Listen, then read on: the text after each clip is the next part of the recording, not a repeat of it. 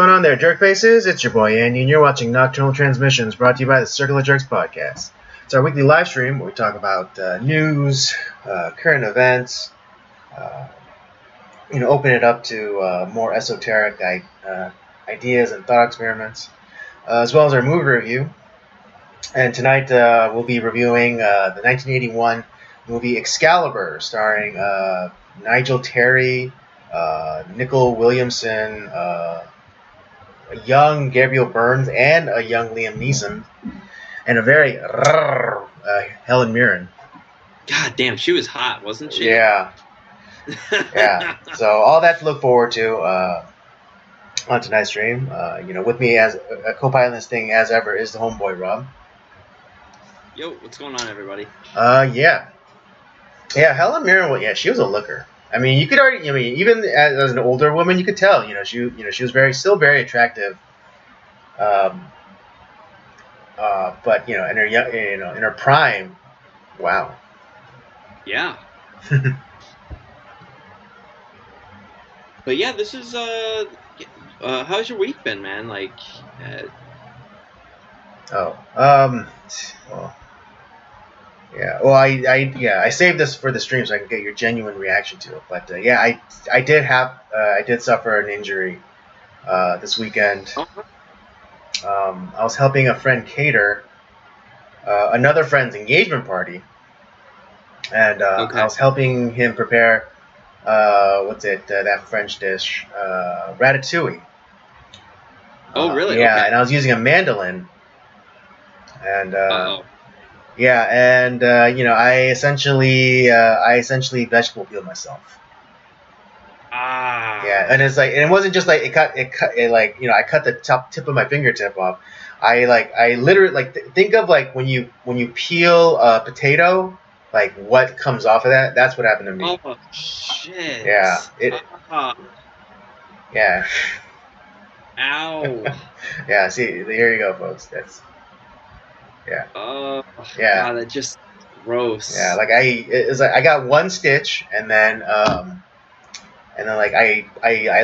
peeled like close to like an inch of my skin off. See, this is where you could kind of buck with people when you're telling about kitchen safety. It's like, this is what happens when you don't use your tools properly, kids. Yeah, I mean, yeah, I have a bunch of those jokes, kind of the giving kids warnings, my favorite is it's this is what happens if you eat too much candy, it's and then I immediately asked them, hey, do you eat a lot of candy? And they're like, no, and I was like, he's like, because this could happen to you. Yeah. But God, that sounds nasty. Yeah, I was really hoping that it was just a slight nick, but no. I went and ran it under the water, and then I saw, and then I looked at it, and it's I was missing a part of myself. Yikes. Yeah. But and then I was hoping it would just stop, but it didn't. It just kept bleeding, and so, I had my friend wrap it up and then tie it up, and I drove myself over to urgent care, and I got it taken care of. Yeah, you literally put your blood, sweat, and tears in that. Yeah, no, I know it's funny because they're because I told them I shaved some skin off, and they're they immediately got worried because especially because I told them I helped prepare the ratatouille, and it's just I was yep, you all became inadvertent cannibals. Yeah. The cannibal holocaust of the catering events. Yeah. And so. Oh, this. Yeah. Man. Yeah. Yeah. It was just, and yeah, what was it? It took forever for it to stop bleeding because it's just, I don't know. It's it just kept bleeding, and the nurse had to be in with me and squeeze my finger to apply pressure to keep it from bleeding.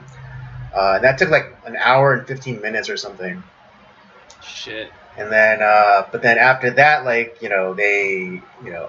gave me a local, and then the local had the effect of swelling in my finger, as well as numbing my finger. It had the added benefit of swelling my finger to then swelling it to the point where it stopped the bleeding. And so so the doctor was able to go in and take a better look at it. It's like, oh yeah, you just need one stitch, but because it's like basically a V-shaped cut in my finger, there's no way of stitching that back together again. So all they could do is stitch the very tip of my finger where the initial avulsion occurred, and then all they could do was put some antibacterial cream ointment on it, and then wrap it with some gauze, and then with a compression bandage, kind of like how I got it set up right now. This is my own doing. It's my own doing. Oh, yeah. But it was easy, because the doctor let me know like everything I needed, and so I just went, I popped down to CVS and got everything, and yeah, it's. Wait, still hurts pretty bad, or? Initially, yeah, it was pretty throbby, the first couple of days, and then, but it's funny because like the most annoying thing was when I got my tetanus shot, because I think it's standard protocol that if you ever if you get an injury that involves metal, you're just you're given a tetanus shot because you can get lockjaw, or you can get some sort of infection from like the rust or whatever in metal. And so so I got the tetanus shot, and like my arm was sore for the next few days, and like that was more annoying to me than like getting my fingers sliced off. Oh, Jesus. Oh, yeah, man. But now even that like the soreness, because it was like sore, like after, and so it's like really annoying because like at night when I would sleep, I'm a stomach side sleeper, right? So like when I'm sleeping, like I'm on my shoulder, and it kind of like wakes me up because like the soreness. But now it's better, and so it's it's not as bad. And yeah, the other day I wrapped it a little too tightly. And it started to hurt my finger. So but I just loosened it up, and it did the trick. Well, that's sounds like an interesting week for you, buddy. I know, right? Oh man, I don't have anything quite as heart racing as nearly slicing my finger off. But I actually do have. Not this week, but I do have a big announcement for next week. I've been kind of hinting at a project I've been working on with a couple friends of the show, and we're getting ready to put that out there here this week. So I'll have more news next week. So things are turning out to be pretty good with that. Kind of excited to get that out there.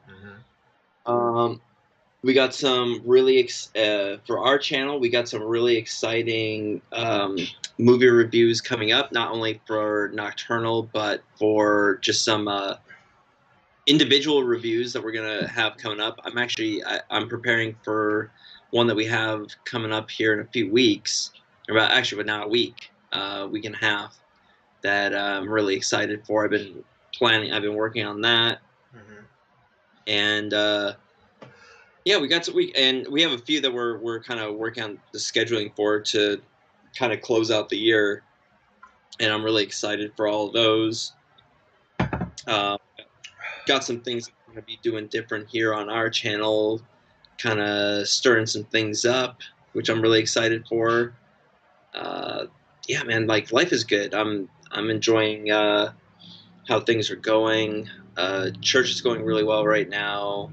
Work is going pretty well, and yeah, just really excited about life. It's good. I'm happy for you. Yeah, I've been enjoying myself. Been enjoying watching movies, playing games, doing church stuff. Just kind of living life and really enjoying it. Yeah.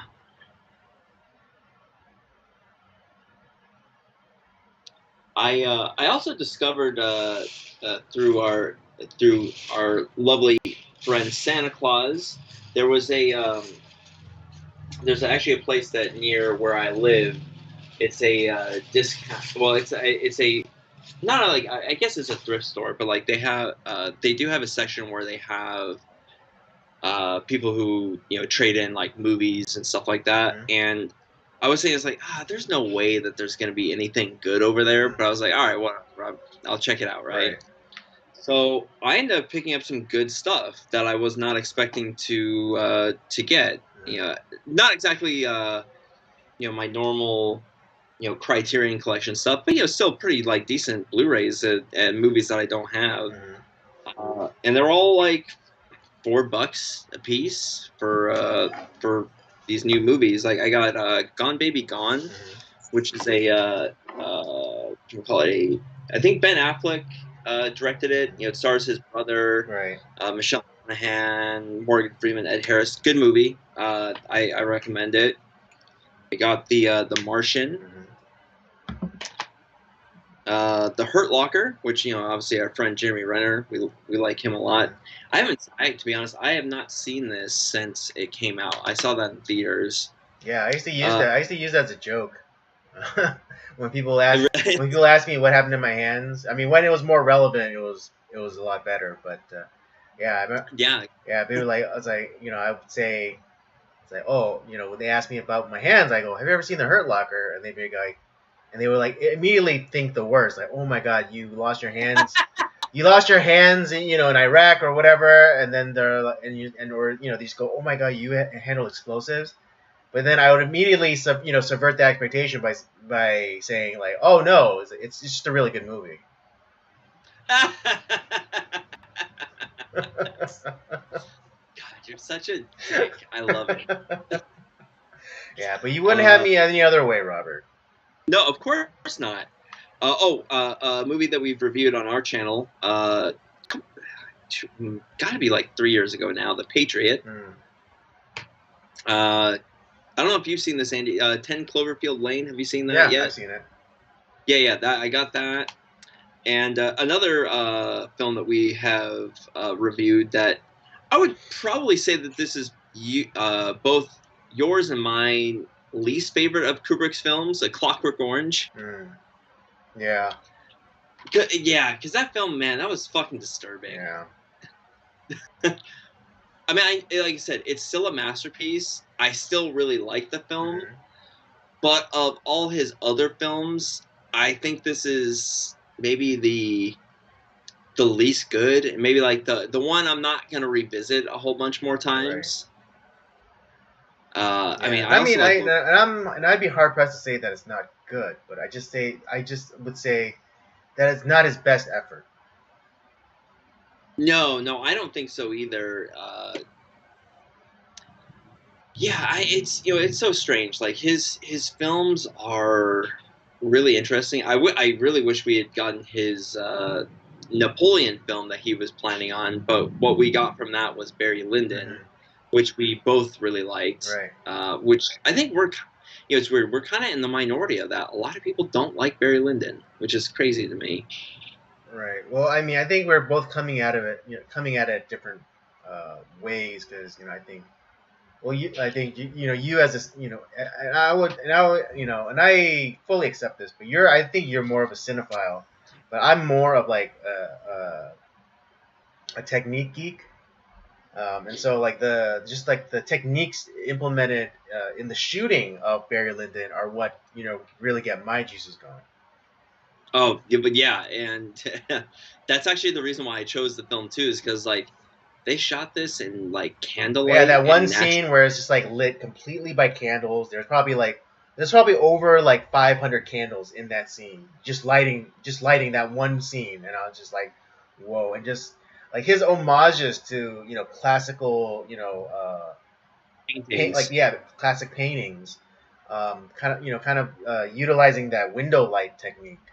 That I forget which artist it was, but you know, if you ever seen like an old, if you ever seen a painting where it's like old school, and like they're kind of standing around in a parlor, but that everything is kind of like it seems like it's being lit from a window, then yeah, that's the artist. Yeah. So But yeah, no, I was kind of surprised, like some of the quality of the films that they had there. Um, and so yeah, I spent like got spent like $20, Mm-hmm. got 6 movies. It's pretty awesome. Mm-hmm.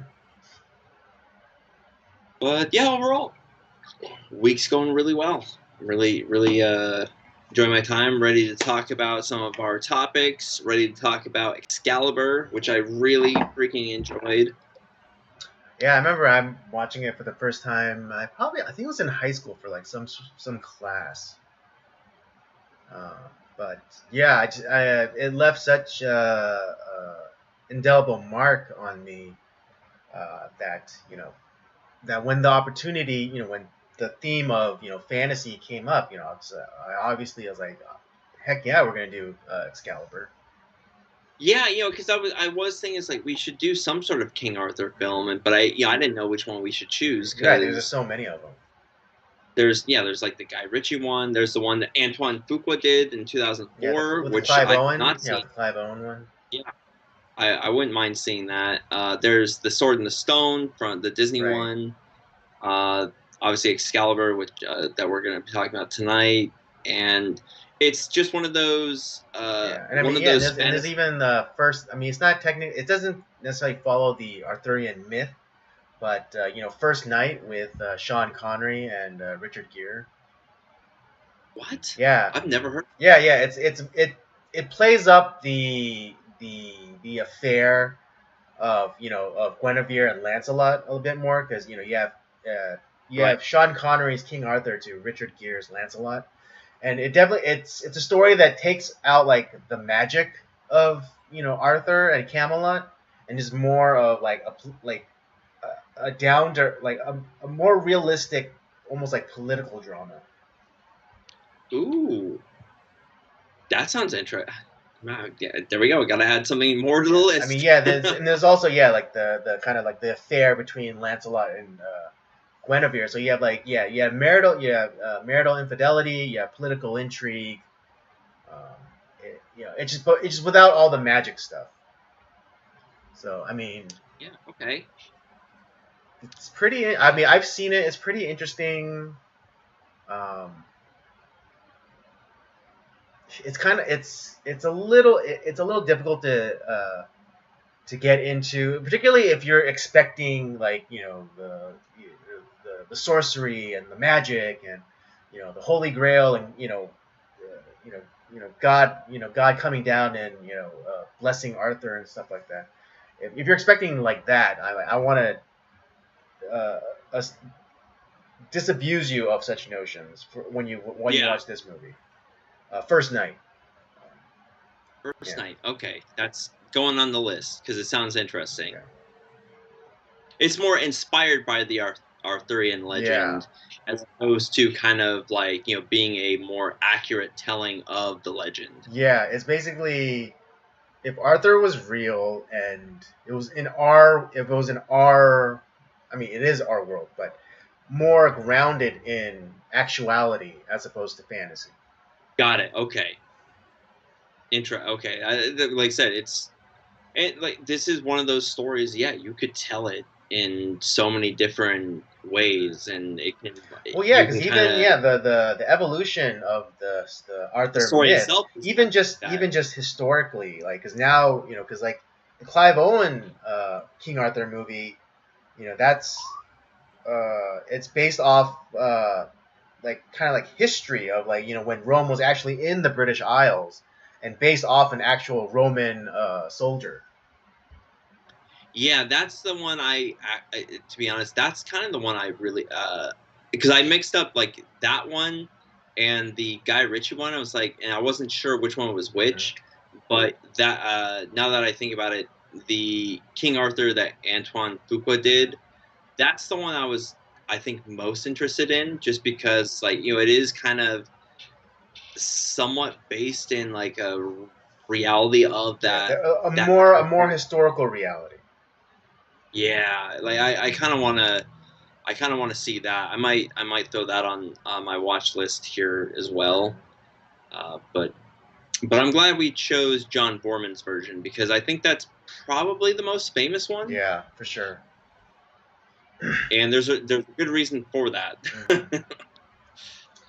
But yeah, but before we get into the movie review, let's get into the subjects for discussion for tonight. Where would you like to begin? Why don't we start off with kind of the my topic? We'll do the state of worship music. Okay. Yeah, I know. Yeah, this is gonna be very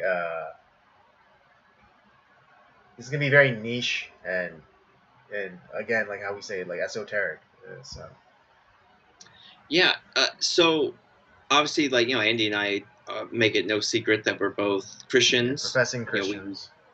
yeah, and maybe some of you that turns people off, and I understand that. Yeah, but we do obviously we the thing that Andy and I do Yeah, we talk about things. particularly if we don't practice your particular brand of Christianity.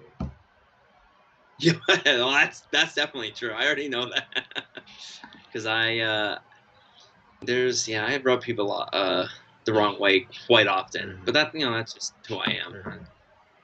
Take it or leave it. But when it comes to worship music, Andy, like uh, what do what are you looking for, and like what do you think is appropriate for for the church? Oh, yeah. I mean, for me, just theologically accurate. Um, because what is it? Because a lot of worship music now, is not to knock it too much, because there are some songs I do enjoy, but it become the style has become like so commercialized that it's almost indistinguishable to the songs you hear on the radio on in secular stations. And so and I kind of came up with this term to describe this music. It's like Jesus is my boyfriend type of music. Um, That is a great way to describe that. it's just like, Oh yeah, man. because what is it? It's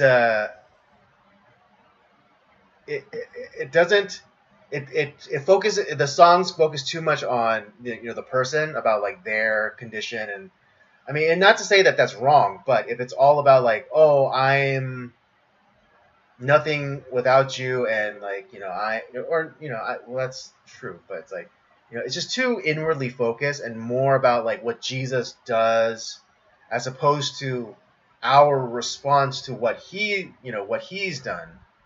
Then I think that's a problem. That particularly for for baby Christians, those who just came to the faith, and they're trying to their theology hasn't solidified yet, and so like they're trying to get it to try to get a grasp on the Gospels, and and Scripture and things like that. But then like you know. If you put scriptures to music, I think uh, you have a better chance of reinforcing the proper tenets of Christianity, as opposed to if you do a sermon on like Sermon on the Mount, but then you sing, you spend 30 minutes singing about how Jesus is your boyfriend, then you're gonna get the wrong ideas, or you're gonna get the wrong ideas implanted in you. And so I think churches, they ought to be they should be very wary about what types of worship music that they choose to sing in their services. Yeah, honestly, Andy, like it feels like you read my mind. It's and I like the way that you put it. Jesus is my boyfriend worship songs, Mm. which I cannot stand at all. It drives me. It's like honestly, the way I was describing it to my wife was that it's like it just sounds like there's hardly any mention of Jesus. You if at all, like that's and then it really just sounds like we're singing Taylor Swift songs. It's like what Right. the I mean, just like, what yeah, just imagine, like, it's like what is it? What's her, like, or one of her one, like, "You Belong to Me." It's just like, imagine, like, that's kind of like oh Jesus, you did this thing for me, and you belong with me, and I belong. It's that's not theologically correct. Yeah. Garbage. It means nothing. And because I always, to be honest, I was actually really turned off with like the state of Christian music. Like there was actually a lot of songs where I would purposely just like, yeah, I'm at church, and but I wouldn't sing the song just because like I don't agree with us singing this. It's not two. It's not theologically correct, and it means nothing. And because the song, worship is a integral part of what we do as Christians. The kind of the church service and what we do. And if the lyrics make no sense, if they don't actually point people towards Jesus, if there's no mention of God whatsoever, what are we doing? Like we're setting ourselves up for disaster when uh, we're not approaching worship properly. And to be honest, that was actually like one of the big problems I've had with church, not for a number of years. No, I'm your church. It was not really because obviously I attended your church for a little while, and that was never an issue I necessarily really had with them. I actually had no problem with your church. That was more like that was my wife's problem. She had a hard time kind of melding in. Um, but like many of the churches I've attended, it's like the worship was nonsensical half the time. It's like this is, uh, yeah, the worship team is talented. They're good people. They're good Christians, but the songs are nonsense. And what are we doing? We're not. I don't think we're paying attention to the lyrics we're singing because those are very important. And I think a lot of people are turned off to that. Uh, I think people are seeking something more meaningful. It's like, well, first of all, I can listen to this music outside of church, and not only that, but this is like a dumbed down or a crappier version of what I'm hearing out there. And that doesn't mean that Or in the past. Oh, I'm sorry, Andy. Go oh, ahead. well, as I was gonna say, or like they don't truly, because sometimes people they come up like what is it that Hillsongs came out with that song Oceans, right? And don't get me yeah, and like I have nothing really wrong against that song, but if you actually like read the lyrics, like that is It's nonsense. no, it's not nonsense, but it's your that's something that what they're asking for is very like is it it's dangerous to ask if you don't fully understand the weight of what the song is asking, because the song is like Lord, take me deeper. That's saying like that you want more of God in your life, and that what's that's it's like that old saying, like, be careful what you wish for, but in this context, like, be careful what you pray for, because God will give you whatever you ask for. And Yeah. it's like do you understand like the weight of those lyrics, like because that song Oceans, like, it talks about, oh Lord, take me deeper. That means deeper into God, not more deeply into your own self, which I think is the incorrect interpretation of that song. 'Cause, like, now, I mean, to the point where I know, like, there's like people who I mean, I don't know what their religious status is, um, whether they claim to be Christians or not, but they use that song as like an overlay for like their Instagram stories, But like they don't understand the real weight of those lyrics.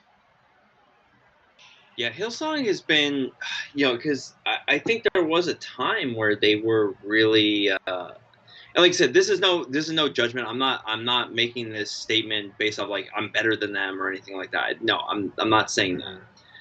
But like just from my from what, because I used to hear their songs all the time, and then like seeing some of their newer stuff, and some of the statements that these leaders from like Hillsong have said, it makes me very curious as to like what they're putting out, because I think that there was a time where Hillsong, both spiritually and theologically, were very sound. Agreed. But I think over time, because maybe they weren't like, maybe they rested on their laurels, or they're something leaked in, and it caused some, whether it be burnout or a rift, or maybe there was some sort of,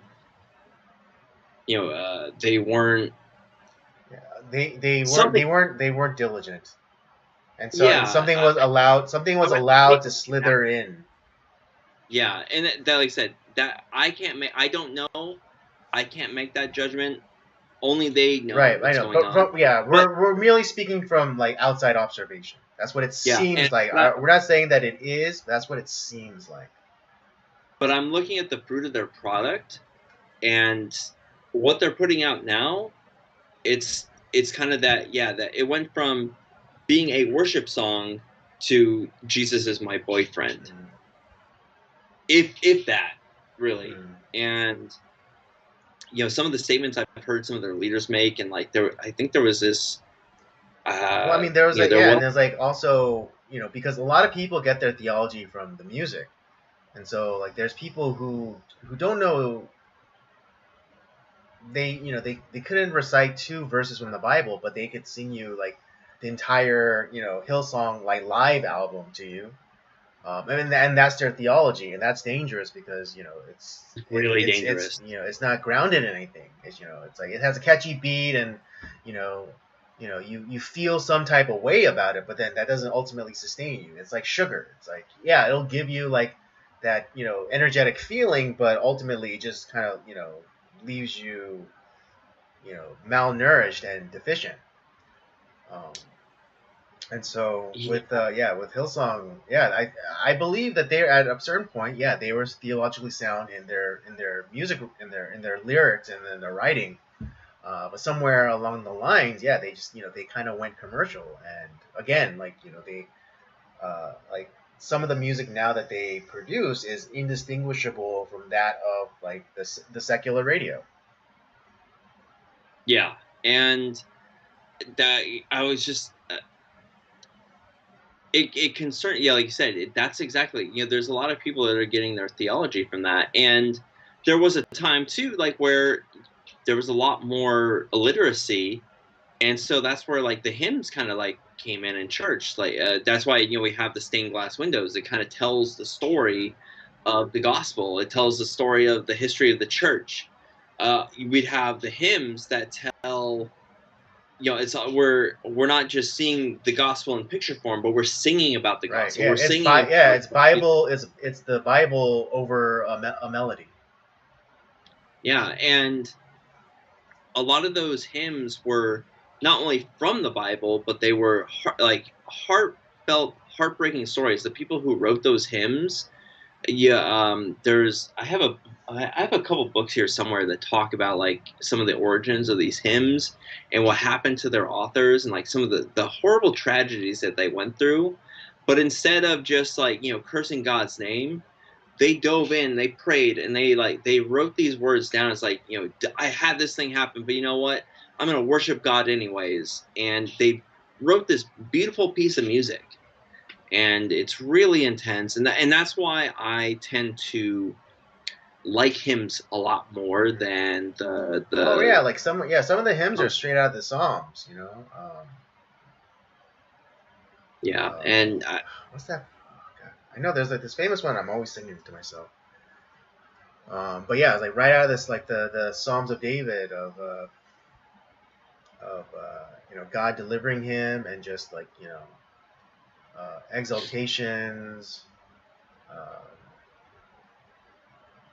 oh yeah, that song like as the deer pants for the water. It's like so my yeah, soul longeth after you. It's just like bingo. yeah, such beautiful imagery. Just like as the deer, as like having that amount of thirst, like that too, I feel that I strive to have that kind of desire for God.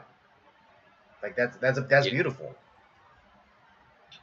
And I think, to be honest, I think I stumbled onto something like really good because the church I'm attending now, Church on the Way, Mm-hmm. uh, I I was actually really surprised by, like, honestly, the songs that we're singing for worship. Mm-hmm. It feels like modernized hymns because because I'm always, like you said, I'm always, when I don't know the song, before I start singing it, I want to read the lyrics first. Like, what are we singing? I don't want to just sing for the sake of singing just because to follow along. I want to know what I'm singing. And I was like, man, these lyrics, yeah, it is done in a little bit more of a modern style musical accoutrement, but the lyrics are solid. They're sound. I was actually really impressed. And there there's actually another, like, conference thing that I went to with my wife that I initially got dragged to. I was like, oh man, I don't know, because I was thinking, like, I don't really want to go to, like, this, Christian concert thing, because that's what I thought it was. It's like, I don't want to go. But I was like, it's a little too far for her to drive, and I didn't want, she has a handicap, and it's like, all right, fine, I'll drive, I'll go to this thing. It's gonna be, I'm not really gonna get a whole lot of a chance to sleep, Mm-hmm. but whatever, we'll go. And I was also really impressed. This is the group is Jesus Image. They have I think their church is in Florida. And what really impressed me right off the bat Mm-hmm. is, before we everything got started, is like, listen, if you think that this is supposed to be like an entertaining concert, just get that out of your mind right now. That is not what we're doing. We are here to worship Jesus. We're here to preach the gospel, and we're here to see people saved and healed. That's the mission for tonight. Mm-hmm. That's the whole reason why we're here. I was like, okay, all right. You have me intrigued. And their songs too also were very hymn-like in the way that they just solid biblical theology being sung. And it really was gospel centered. I was like, all right, this is I'm sold. This is really interesting. And the entire night was about, like, we're going to talk about the gospel. Like, what do obviously there's people who are Christian here, there's people who invited their friends, but there's people who are not saved. Like, let's, we're going to share the gospel, and we're going to have people come up, and we're going to pray for you. If you're feeling pulled by God right now, come on up. We're praying for you. Let's do this thing. Mm-hmm. And kind of, and not just that, but, like, we have a way to, like, to get you connected and find a way to, so, because this is not the end point. This is the start point of your new life. You're born. You're just starting out. Let's get you connected with people who are uh, much more mature in the faith, that are going to to help get you moving along and moving in the right direction. So you're not just left at this point. I was like, damn, like, all right, they're not messing around. I was really impressed. Uh, so, and it just made me think. It's like, it gave me hope, because I was actually really concerned with church in general, because there's a lot of modern churches out there that are just, man, they're just, I don't like what's going on. I don't like the style of message we're getting. I don't like some of the worship. I don't like the attitude that's at church. And like I said, everyone in that room. I'm not judging the people, or whatever. Like, yeah, everyone's at a different step in their life. I don't know what tragedies they're going through. I don't know where they're at with their um, with their spiritual life. I don't know where they're at. And obviously, we have all all forms, all people that attend church. But there's been times where I'm like, man, I'm really concerned, like with what we're doing with church, and not that it was dead. I mean, because God's always going to come through, and He's going to have a remnant no matter what. But man, I was kind of, I think that's kind of like why I stepped away for a little while, just because I was like, man, I don't have the strength, or I don't really have the tools to really make a difference in this arena, and I don't know what to do.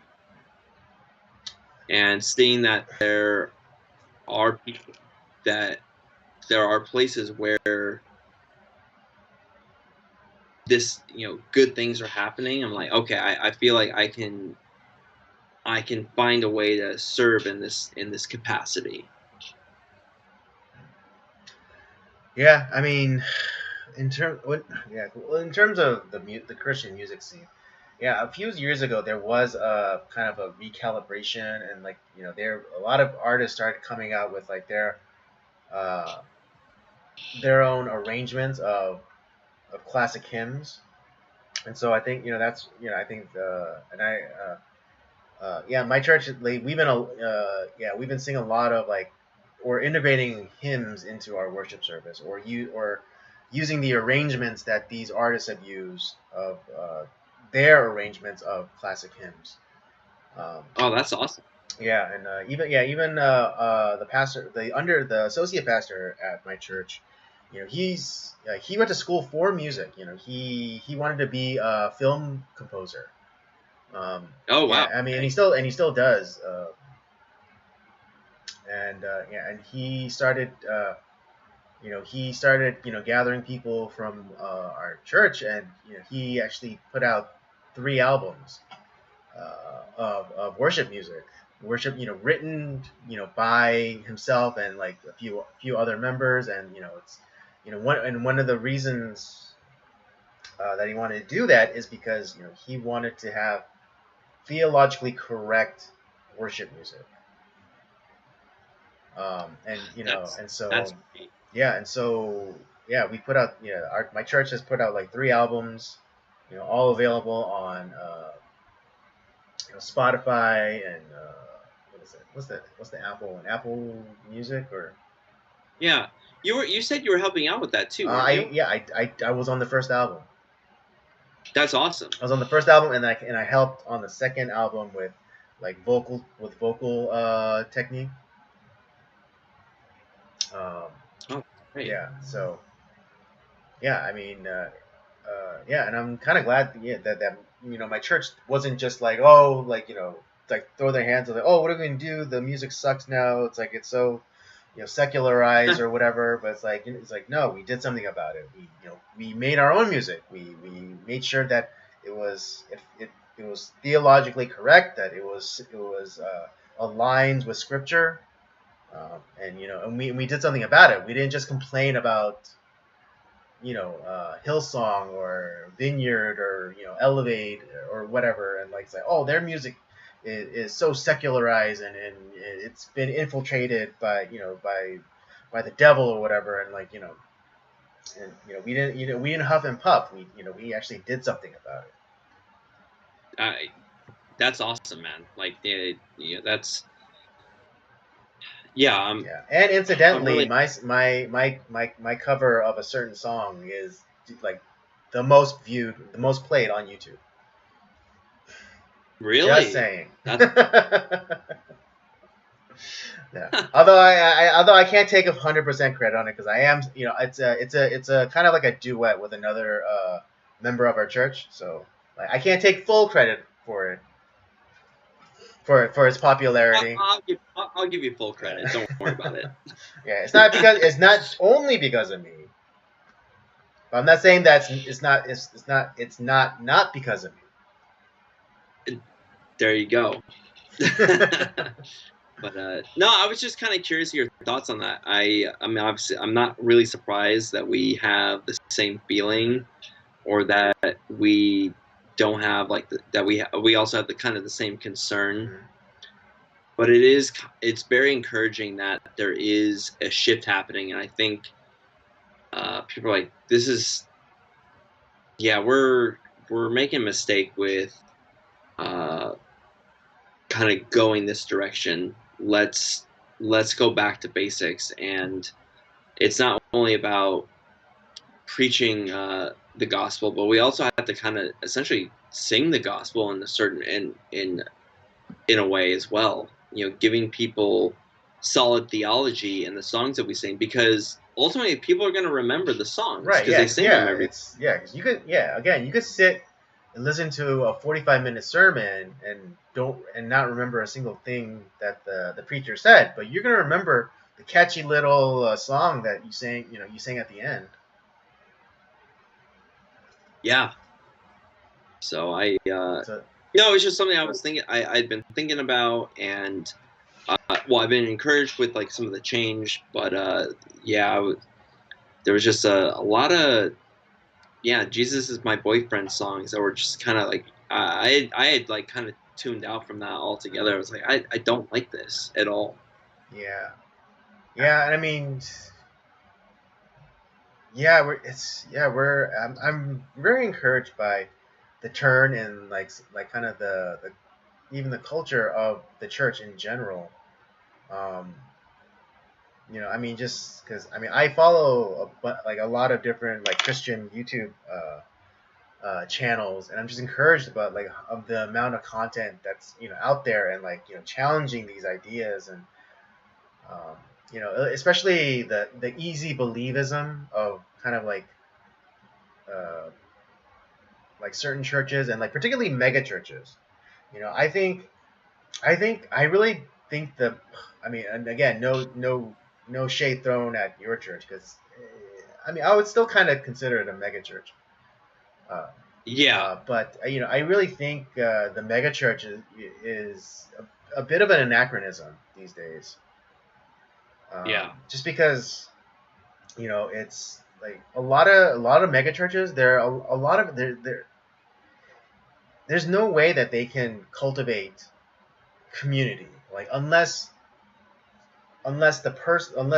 the seeker is doing their damnedest, you know, pardon my language, but doing their damnedest to get plugged into that church. And also like mega churches, like their appeal is that their message is accessible, but like there's no challenge. I mean, don't get me wrong, uh, but a lot of like the mega church pastors, like their sermons, they there's not ever like a real challenge put forth to these people saying like, oh, like you need like specifically in challenging the hearts of like their parishioners and the flock and things like that. It's just like there's no real strong call out in my opinion. yeah, yeah. I think when you get to a certain degree, like, because yeah, the church I go to is it's large. I wouldn't categorize it as like a mega church. Like, we're not in the thousands. We're Fair maybe enough. like I would say we're several hundred uh, strong, which it's still large. It's a large church, and yeah, those same struggles are there. Like, if you're, but our church does a really good job of like, hey, if you want, like, let's get connected. Like, there's all these events. Come out. Let's get connected. Let's find a way to get you plugged into the church, and so you find people that and that's kind because I was kind of like, when we first went, I was like, man, I don't even know like where we're supposed to go. I don't know what we're supposed to do, and with but we kind of our church kind of made it easy to kind of figure things out. And once once we started, like, we met some people, it's like, oh yeah, like, we got this going on, we got this going on. We met some new people, and it's like, now, like, we're kind of getting plugged in. We got stuff going on, and we're like in this small group right now. And what I was really encouraged by, not only from like the sermons, which I think are really, honestly, are really solid. They because one, we're getting solid biblical teaching. Like, the Bible college and seminary that I went to it was founded by the church I go to now, and so the biblical teaching is solid, and they are they're pretty much they're not shying away from some of the tough things that are in the Bible. We're not shying away from like, hey, we're going to be talking about this, and it's a difficult topic, but we're going to talk about it, and we're going to work through it, and we're going to wrestle with it. Great. I think that's exactly what we need. Because there's a lot of times where churches are too like, ooh, that's going to turn people off. So we're not going to talk about that, and they're worried about people maybe like leaving. And it's like, well, who cares? You're preaching the truth. Who gives a damn about Right, that? because I mean, I understand like if you're like trying to be a seeker-friendly church, sure, okay, great, yeah, bring them in, pack them in, as it were. But at a certain point, like, and if you're the whole idea of your church is like to get them, initially engaged in Christianity, and then for them to like kind of do their own homework or whatever, and cultivate their own their own personal relationships. Okay, fine, but there's like I know several people who used to go to like big churches, and always one of the criticisms is like you don't know like who the pastor is. Like, yeah, the pastor has like their inner circle or whatever, but like the average churchgoer doesn't know the pastor, and so like how is the shepherd supposed to tend to the flock if the flock doesn't even if the shepherd doesn't even know the particular sheep by name? Right, you know right. and so yeah, so that's kind of why I think that like the concept of the megachurch is kind of anachronistic at this time, because I just don't think I think it just doesn't serve the purpose anymore of kind of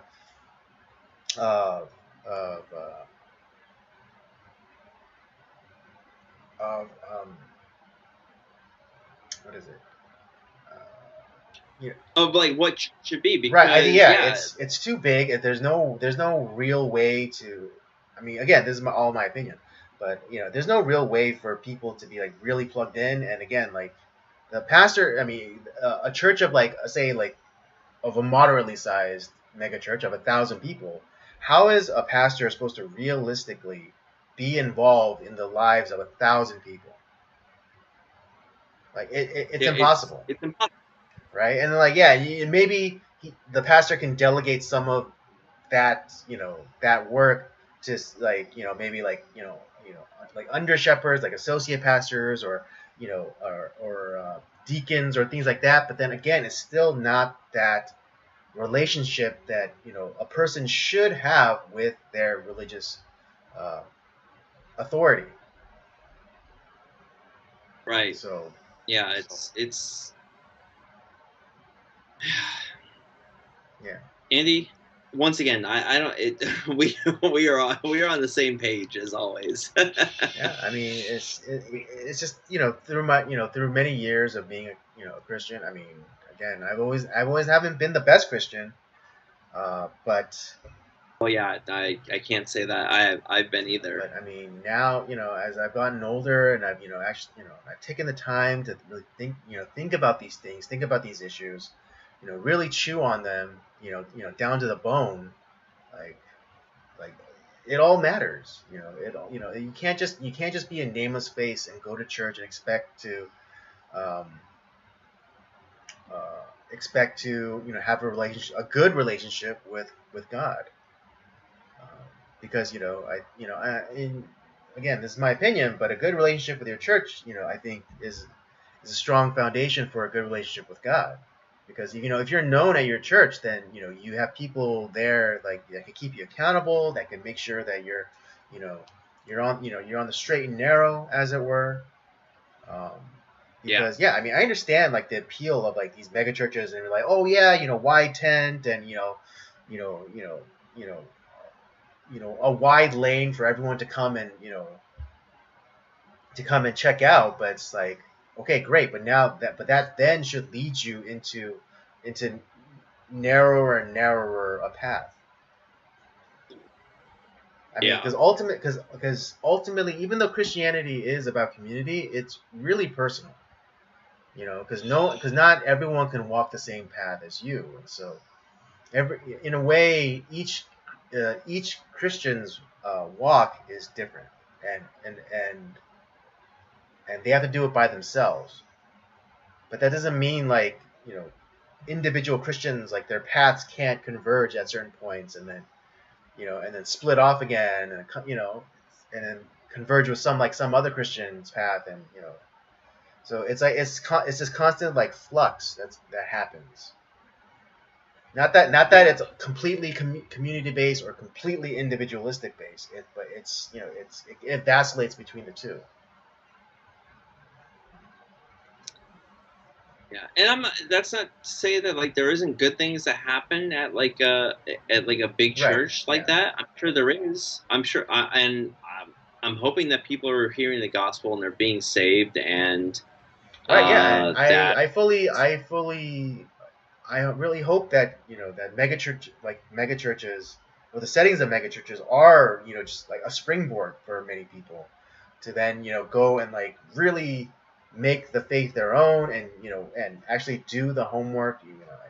Even though I don't really like homework, but in this instance, it's important to do.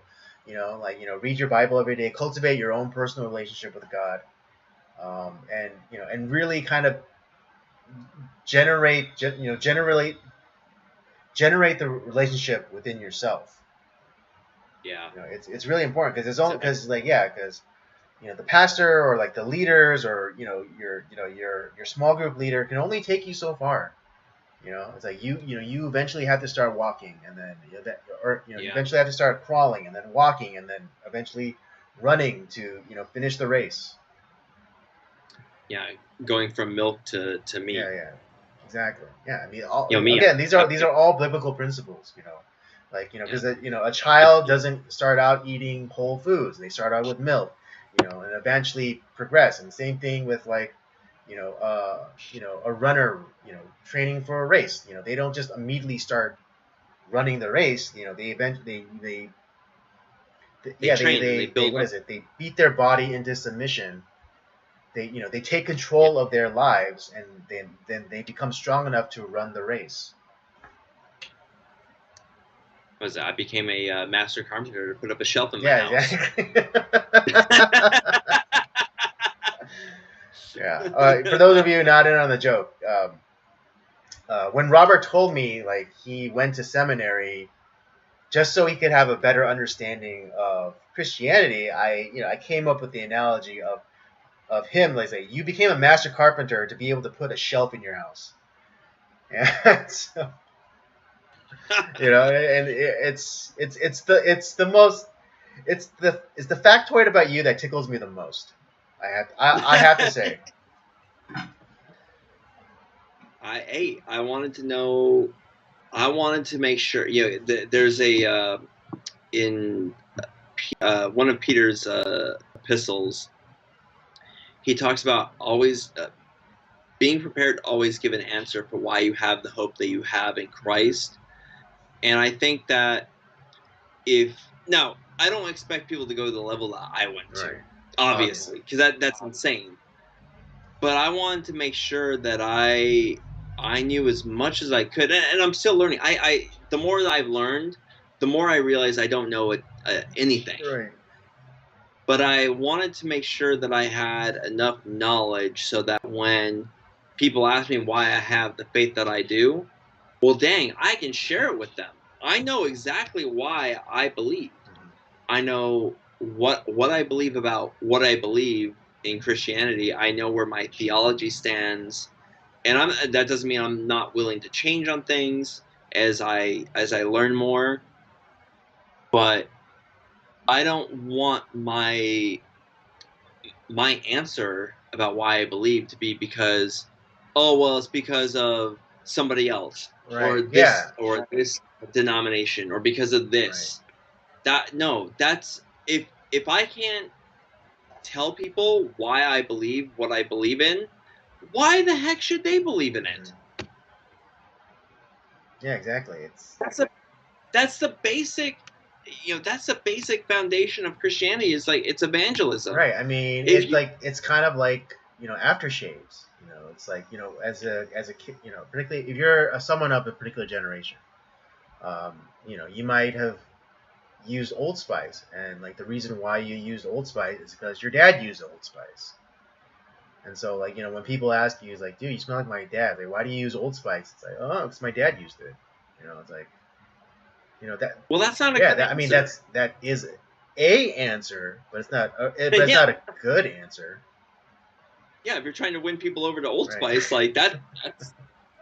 Oh, your dad used it? Right. Yeah. I Great. mean, like if you, but then What yeah, happened? but if you said like, what, I tried, a bunch of different, aftershaves, I tried Nivea, I've tried, blah blah blah, and uh, Old Spice just leaves my face feeling smoother and more moisturized than any other. Yeah, it's like, and I'm not Then bummed out. that's a great answer. It's like dude, call up You know, Old Spice. It's like, hey, I want to be your next spokesperson. yeah, it's like I got a campaign for Yeah, you? exactly. But yeah, it's like similarly, if it's like, oh, why are you Christian? It's like, well, my mom, dragged me to Sunday school every week, so. Sure, that might be the start of it, but like, what is it that like made you Right, believe? exactly, exactly. And And I mean, really, yeah, that's what. And for me, I had this insatiable desire to study the Bible, and I wanted to learn as much as I could. I studied the original languages. I have theology books galore. I have all this stuff that I read about it, hey, and really quickly, how many languages initially did the was the were the Bibles translated in? so the original languages in the Bible, there's three. There's Right, Hebrew, there's Aramaic, and there's Greek. so. But then when we get to kind of the New Testament, the, around like the times of the New Testament, like when just before that got started, there was a lot less people who knew Mm-hmm. Hebrew, and so they came up with what was known as the Septuagint, and so they retranslated the Old Testament into Greek. Mm-hmm. That's what the Septuagint Okay, is. and that's the Uh, 7 books. the entire Oh, Old the entire Testament Old Testament. was Okay. written into Greek. That's called the Okay, Septuagint. it's a little confusing because I know the roots of words, and like sept means 7, so I thought it was only like the first 7 books of the Old Testament. Yeah. So, but no, why they call it that. I don't Okay. really Okay. know. So yeah. So the Uh, entire the Septuagint is the entirety of the Old Testament translated into Greek. into the Greek that we have in the New Testament, the original Greek of the New Okay. Testament. Uh, and then after a couple of generations after the apostles have passed away, the and the language that was forming was Latin, Mm-hmm. and so you have Jerome, who translated uh, both the Old and New Testament from their languages. I don't think he used the Hebrew. I think he knew Greek. So I think if I remember correctly, he used the Septuagint. He translated all like the Greek into Mm-hmm. Latin. Or maybe no, I could be wrong. Maybe he did know Hebrew. Like he was one of the last people who kind of knew Hebrew of that era in his peer group, and so he translated it into the common Just language. Latin. So that was Latin. That became Right. the Vulgate, where we get vulgar. We talked about that a number of Yeah. weeks ago about like that Yeah. where that To use the vulgar term vulgar. language. I know it's seen as pejorative, but like vulgar just meant language of the people. So like when they say like, oh, Ex- you're using vulgar language, like you're just using the language of the people. Yeah, of Of course I course I am. I'm am. using the language of the people. I mean, right now we're using vulgar language. Yes, But exactly. anyways, all right. The So Greek, and then Latin from there, into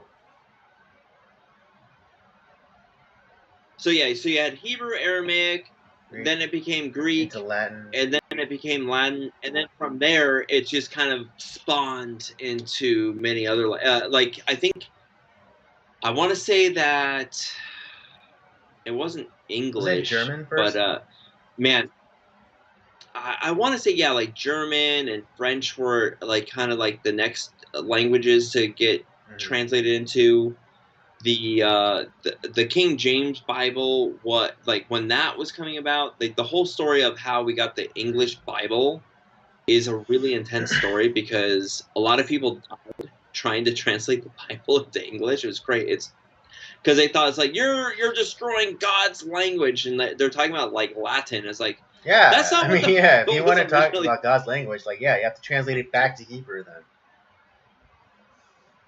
Yeah, it's kind of like how like there today where you have people that are in power who want to keep their power, and it's like you have people that are trying to like no, we're not trying to take away your power, we're just trying to help people, the common people, so that they can understand what the gospel is, so that like they can understand their Bible.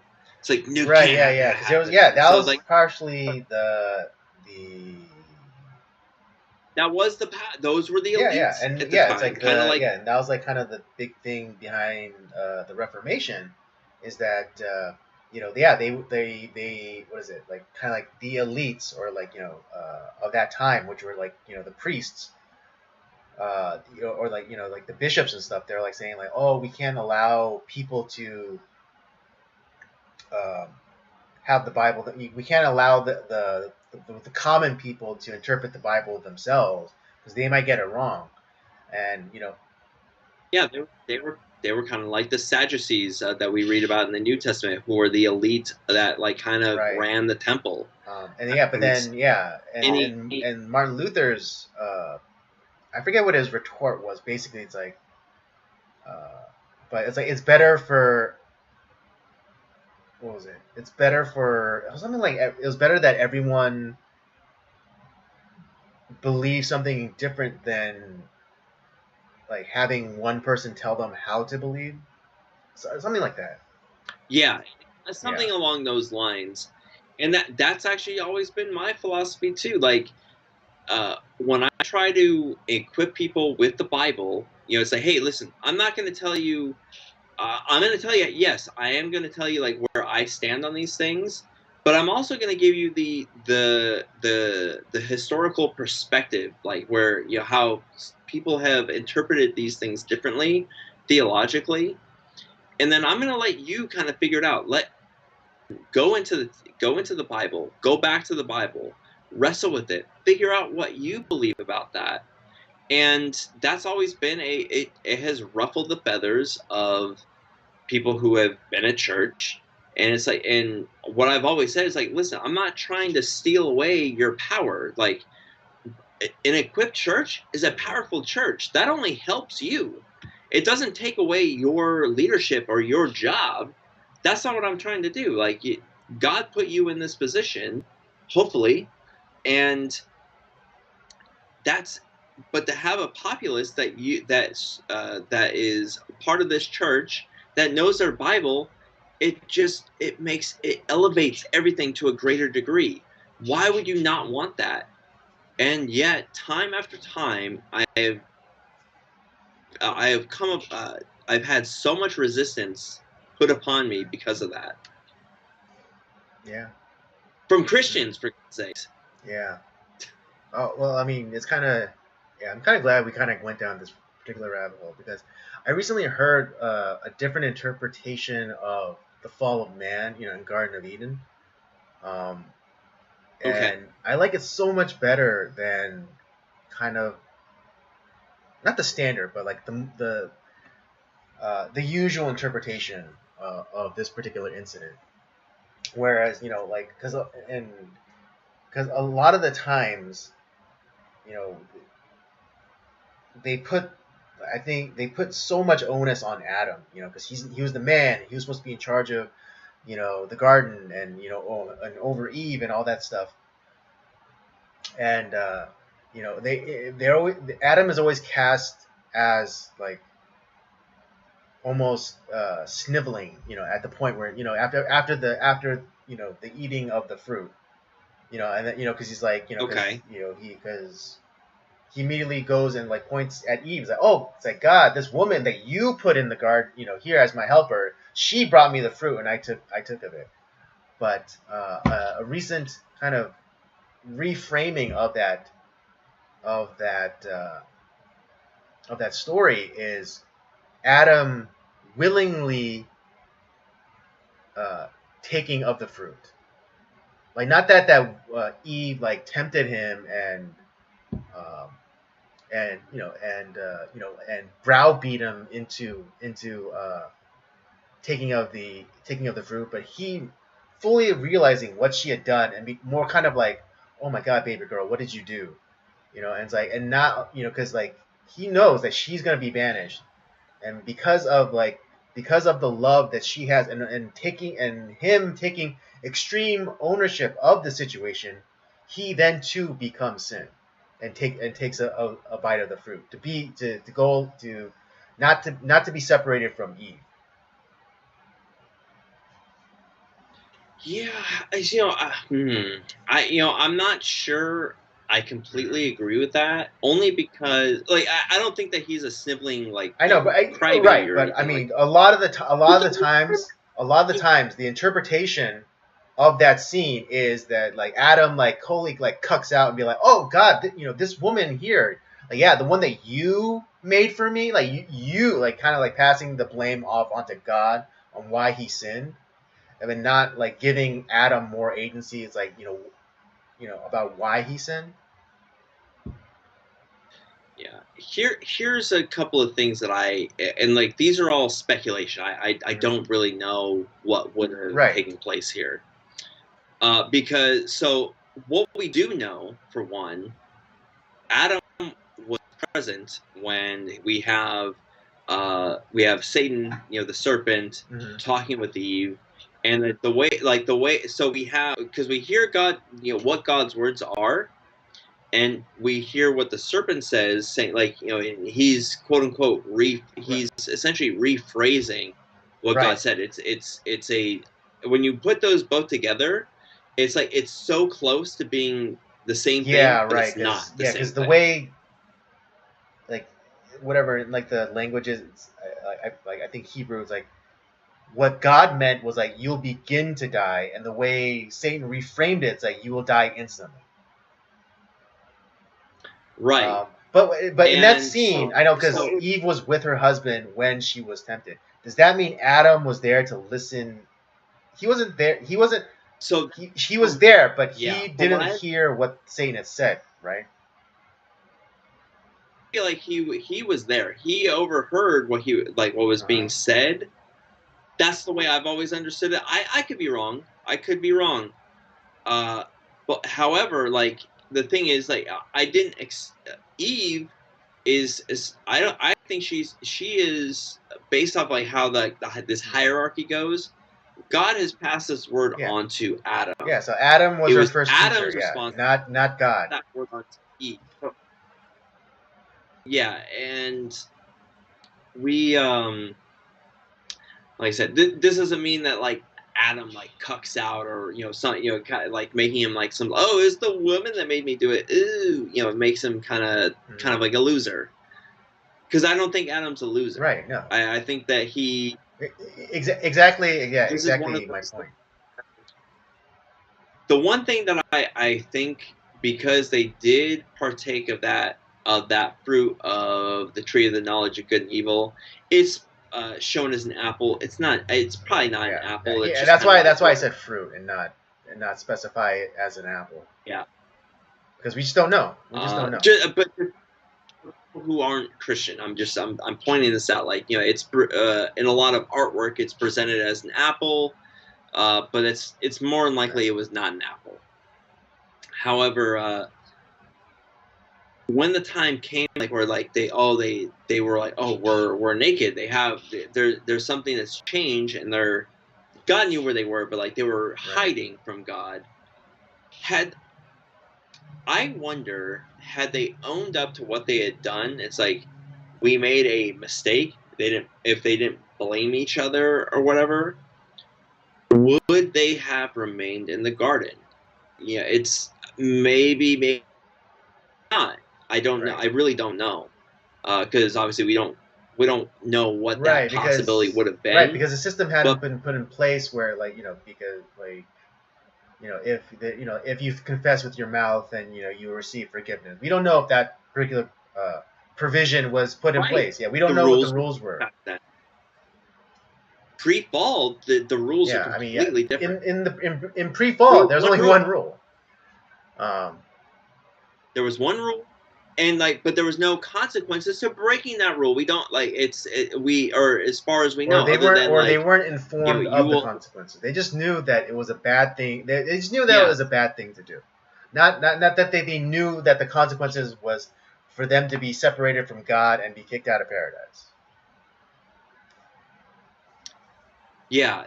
So that's where I'm like, man, I wonder what would have happened had it not played out the way that it does in the Bible. What would have taken? What would have changed? But like the whole reason why I brought that up is because of interpretation. Because I think because everyone knows like the standard interpretation of that scene where it's like, oh yeah, Adam fucks up, Eve sins, and then he just like, okay, and then takes a bite of it, and then Adam shifts blame over to Eve. That's kind of like the and like as like a little bitch, he shifts blames to the woman. It's like, oh God, or to God. It's like, oh God, see, yeah, you God, that woman that you made for me, she's the one that made me do it. And then, but yeah, And I so also, but yeah, I really like this idea, this interpretation of that story through a different lens, where Adam has a little bit more agency, and he's and in a way he takes ultimate self ownership of the situation, and like he says like kind of kind of like in Titanic, he's just like, you jump, I jump, right, Jack? And so the only thing, the only like caveat I would put in here is we actually don't know how much time has passed since God has passed down that word to Adam. Yeah. Did Adam forget, the exact wording that God had given him?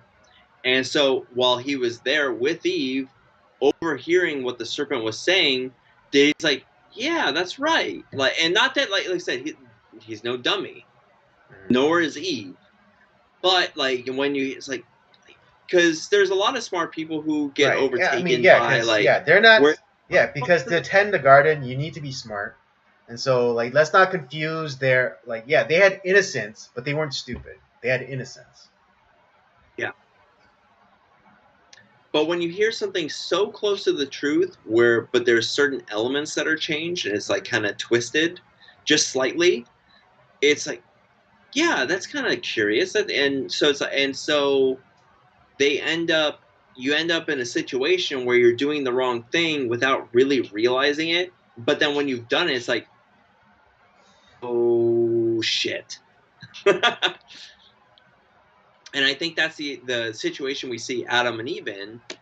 And instead of just like in Adam as kind of as the man, should have been like taking a little bit more agency, and like, right. I mean, you know what? Yeah, what he ought to have done is chop off the head of the snake.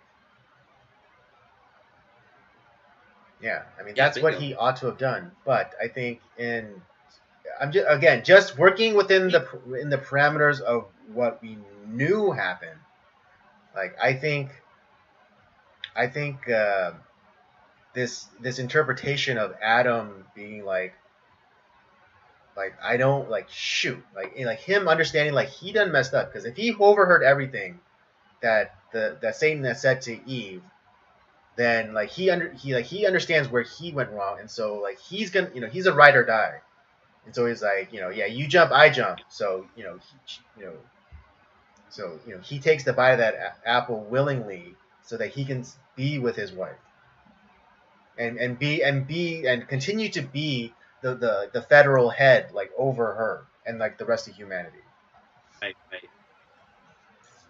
You know, sorry, this is a little bit of a side tangent. You know what I always thought would be a really interesting, like either book series or like a TV series, is having like you know post fall, obviously with like the pre-flood, but like kind of like the adventures of Adam. Because after like you obviously like they have Cain and Abel, and then there's Seth, and there's really no mention of Adam or Eve at that point after that part of Genesis. But they supposedly lived for 900 some years after that.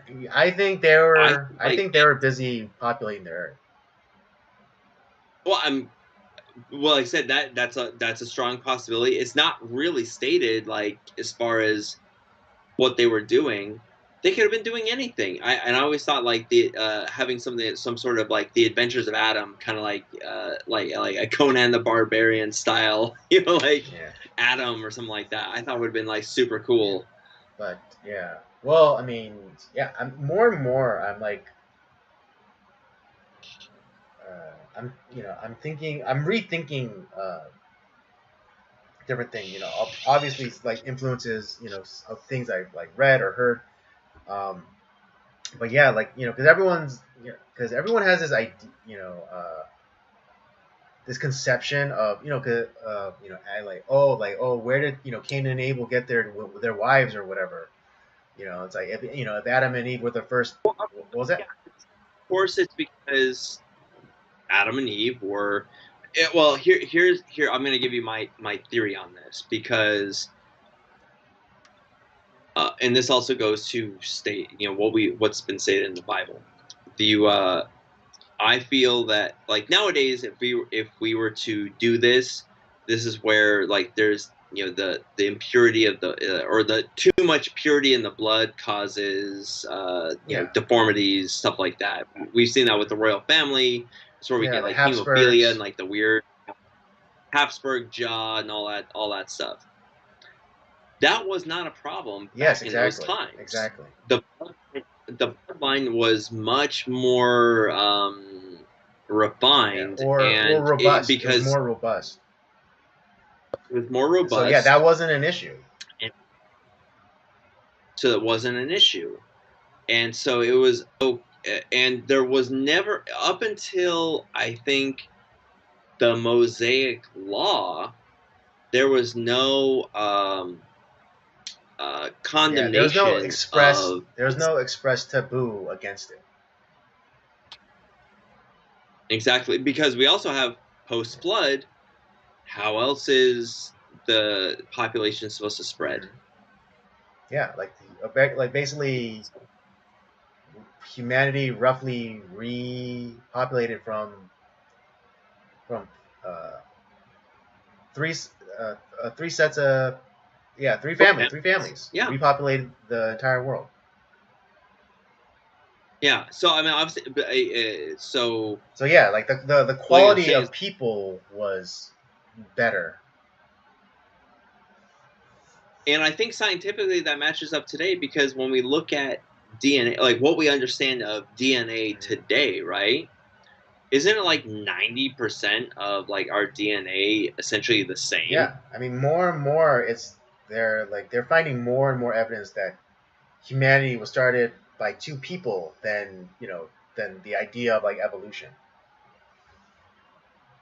Which I think theological evolution is a heresy. It is. Yeah. It really is. Listen, like when it comes to like people who are creationists, that they believe in the biblical account in the Bible, and that's how everything kind of got started. But these people are also real scientists. It's like, listen, I can't prove it by fact, but nor can the people who believe in evolution.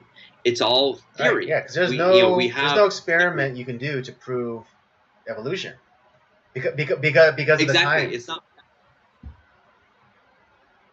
And so what we're left to deal with is the evidence based off the theories, we're left looking at the evidence that might support those Well, I theories. mean, yeah, because also theological evolution goes against the Bible, because if you're quick on the uptake, when did death come into our world? After the Exactly, fall, right, because not before. because God killed some animals to make skins to make proper coverings for them.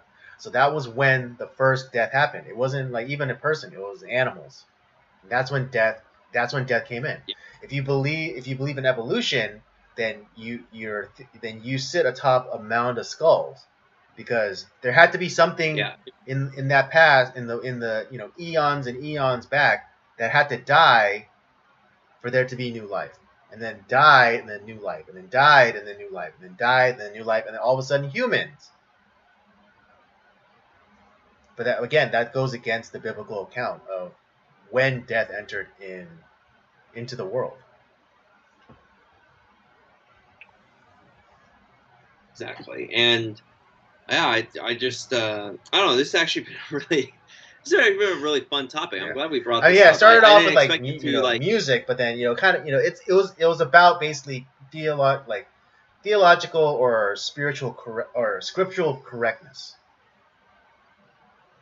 Yeah, and like I said, that goes back to the music.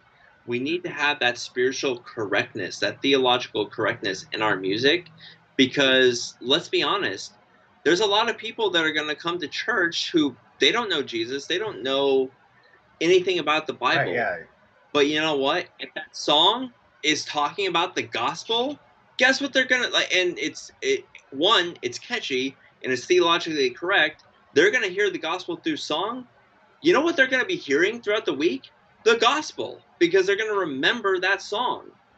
And maybe that's what causes them to come back to church and give their life to Jesus. Even like think about old Christmas songs, like Silent Night. That's the nativity scene. Yeah.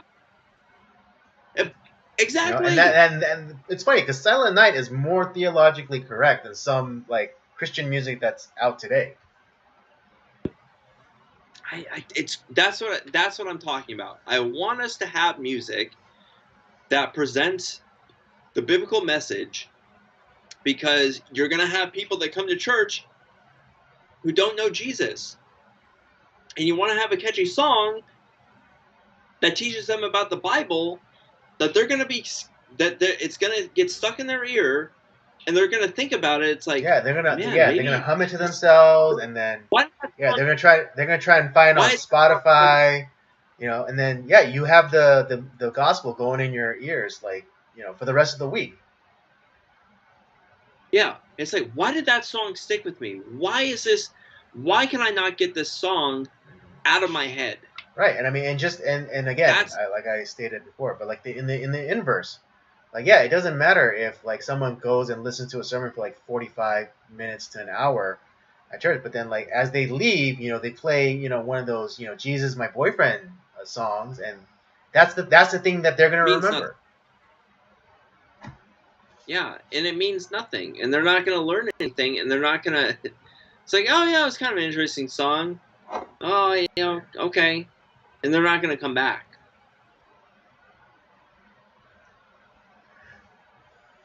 So that's why I brought it up. We went onto a long tangent, kind of concerning that, but man, that was fun.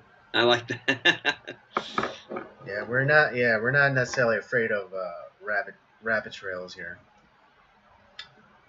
No, of course not. But anything final to add?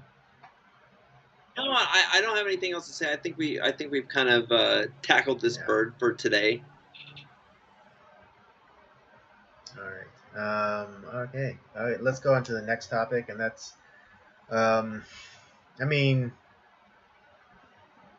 I'm only bringing it up because it's kind of noteworthy, because it's our governor, the governor of California, and he's the one that came out and was like talking about lockdown or regret, essentially. And it's like he basically there was an article that came out, and Gavin Newsom expressed that, like, he's saying maybe we're a little too heavy-handed with the restrictions. Shut Yeah. up. And so, yeah. You're gonna have politicians like Gavin Newsom come. You know, they're making they're making their rounds because guess what's coming up Election next season. Yeah, year? because again, Election like year. because during when it's non-election season, they're always running like as left as they go, as left as they can, or left as they can get away with, right? But as soon as election season starts up again, they make a mad dash back to the center. Yeah, because because the majority That's where of most people majority of people live. All right. they Yeah, lean don't towards the get it middle, and twisted. it's like, well, Don't because I know we live in like this kind of black pill clown world where it's like, oh, what's your pronouns, and if you don't affirm your kid's gender, then we're gonna take them away from you, sort of thing. Just like it's like those people are couldn't fill up a roadside diner, okay, with the amount of people that that actually support those lunatic ideas. All politicians yeah. know that, like, if you want to get elected, you have to run to the middle. I mean, and even that I don't I and I'm even going to then tell I you what don't the majority.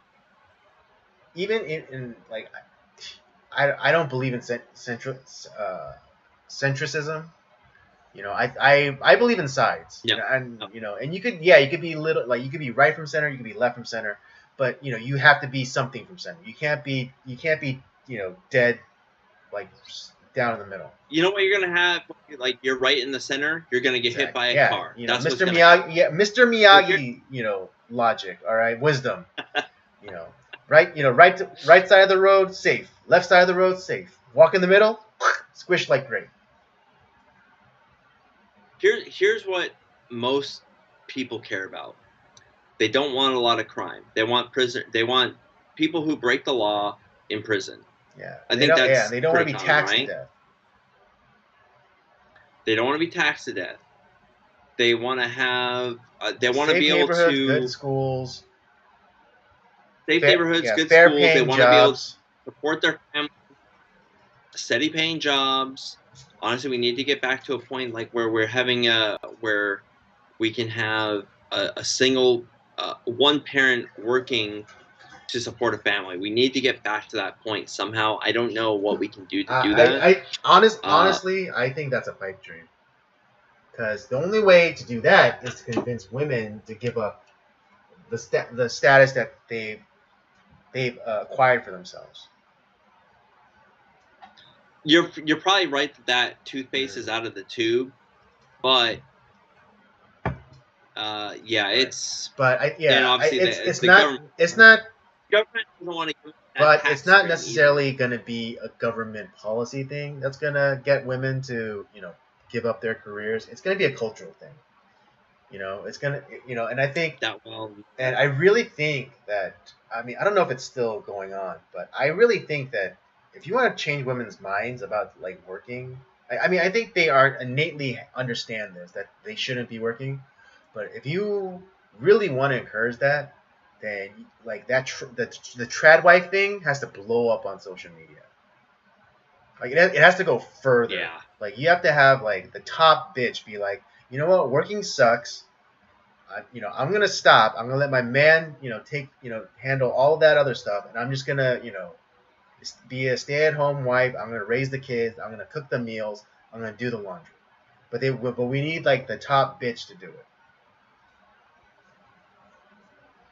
Yeah, man, that would be I great. know, but again, But there's you can't get the toothpaste back in that too, unless this really highly unlikely specific thing happens. But again, it's highly unlikely to happen. To get back to our point is what we're gonna have over the next like year and a half is you're gonna have these crooked politicians, both right and left. Because honestly, like, let's be honest, there's a lot of shitty Republicans who like are gonna run. They're gonna do their thing too. That are also equally as terrible. But they're our bad policy. Oh, maybe we were wrong, Oh man, Yeah, maybe maybe this we was should have wrong. Maybe printed that, trillions of the dollars of what is it, stimulus money. Yeah, you're gonna get that. I mean, like, what is it? That even with the governor of New Mexico making that draconian edict, talking about like, oh, we're just gonna eliminate for the public health Constitution. reasons, I'm gonna suspend the Second Amendment. But only for Yeah, 3 months, everyone. Don't get it twisted. All right, after 30 days, you'll be able to enjoy your Second Amendment rights.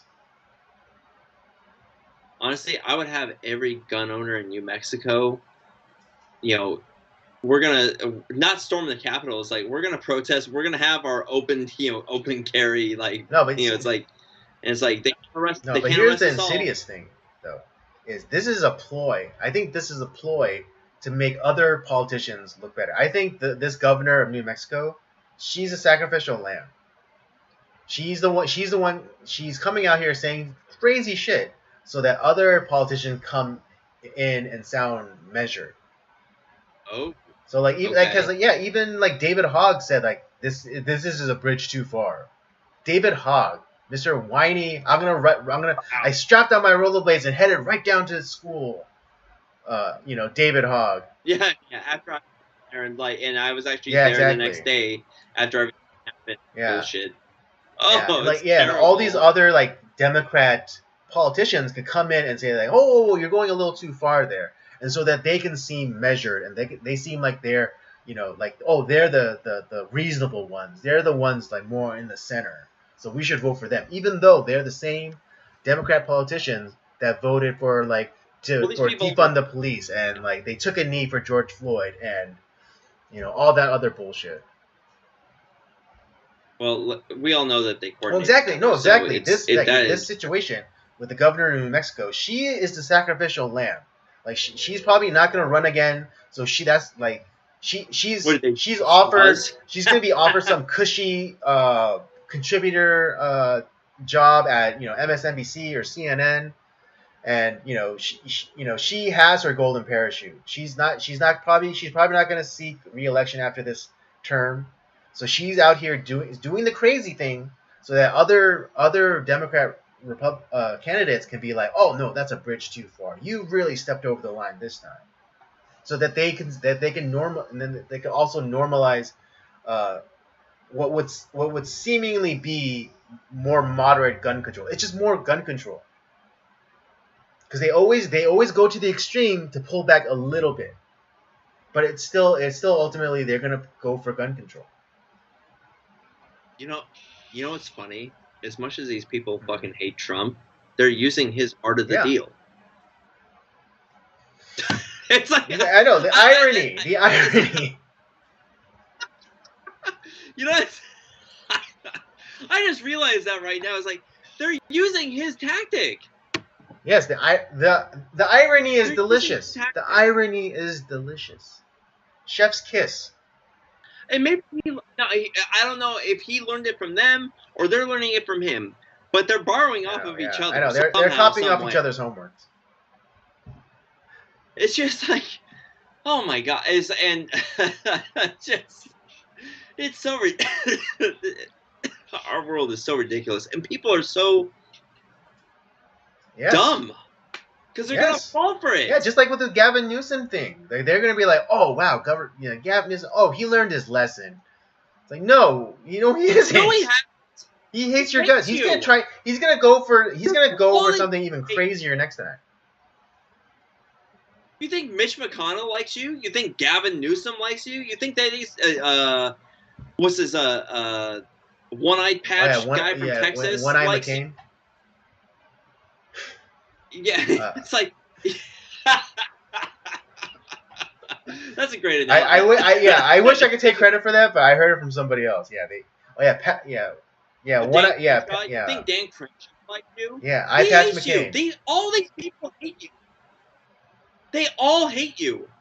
And the ones that like constantly get ribbed on, as far as like on the conservative side, it's like there's like 4 people that like actually give a shit about the country, and they're standing up for you, and like but they don't have it. They just don't have enough support or power behind them to make things happen. Right, yeah, I mean, yeah, if and so I can count on one hand, and I'm not using all my fingers either, of some people who actually give a shit about this country. There's and they only want to two. make a difference. There's only two people I would vote for president, or yeah, there's only two people I would vote for, either Rand Paul or Thomas Massey. That's it. Yeah, that's the entirety of the people in government right now. That Rand Paul, he's the I don't give a fuck about you people, or not to Americans, but like to the politicians and like all that. Like he doesn't give a shit about like what they say about him. He's gonna just he's gonna constantly like be a troll to these jerk offs in government. And oh wait, I have to take that back. The three people like, I'd vote for president is, I mean, this other guy doesn't really stand a chance, but I'd still vote for him. Larry Elder. So Larry Elder, Rand Paul, Thomas Massey. Yeah. Those three guys are it. Yeah,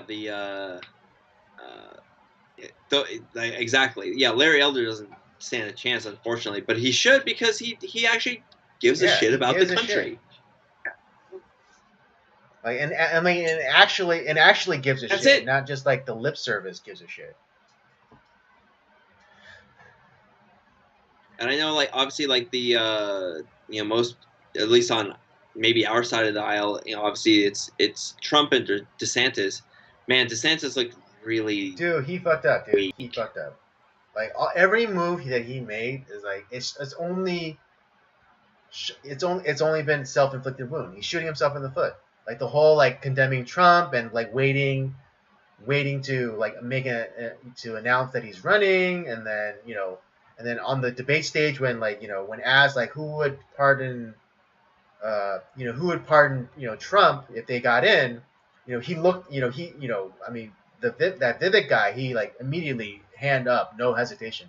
But fuck, that guy looked more like had more of a backbone than I mean, I still don't completely trust that Vivek guy, but but then DeSantis, he literally took the temperature of the room, and then it's like, okay, what a fucking pussy. I mean, don't get me wrong. I think he's done some really good things as the governor of Florida. I really do. Like him, like taking on, like this crazy gender stuff in the schools, and also the medical freedom stuff. They champion, and also taking Disney to task. Yeah, love it. Great, I loved it. But if he had a stronger, if he had actually competent people managing his campaign, and he was actually a free man, he'd be able, I think he would do a way better job. But right now, like whoever's running his campaign is messing up big time. Oh yeah, I mean, it's like with Trump, the things that concern me were, one, age. Two is we talked about I think he's steered away from the talking about the vaccine stuff, and how oh yeah, we were the ones that really got that going, because no one likes that stuff. No one's excited, particularly about that. In his base. No one in his base is excited about, or going out there and be like, yeah, it's a Trump vaccine. Say it loud, say it proud. No, they all hate it. And what also is another knock for him is that he had a power to protect those people that were entrapped, in that January 6th thing. Why didn't you? You still had several days to protect those people from this unlawful prosecution, which he's also being put under. Yeah, it's whatever. Right. Yeah. These indictments. These indictments are all designed to keep him from campaigning.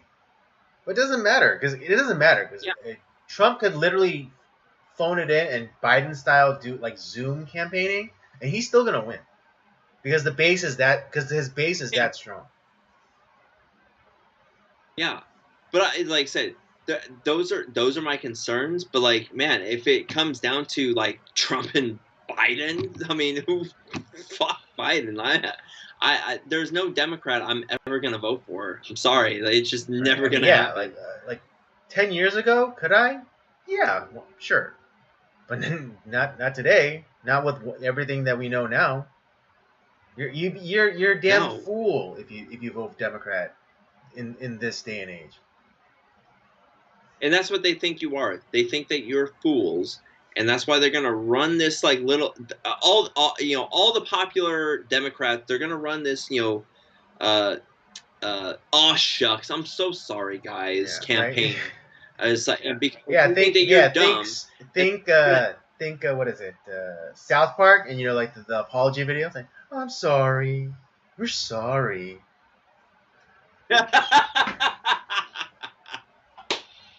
It's gonna be that. It's gonna be that.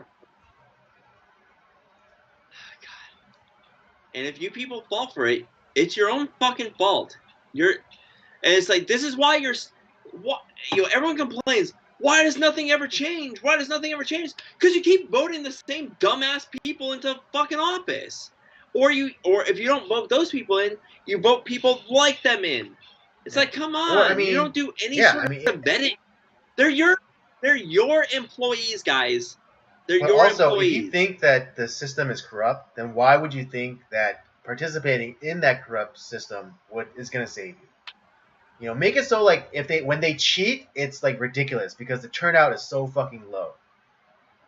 When they say when they report like 50 people in LA went out to vote, but Biden got like 8 million votes from Los Angeles.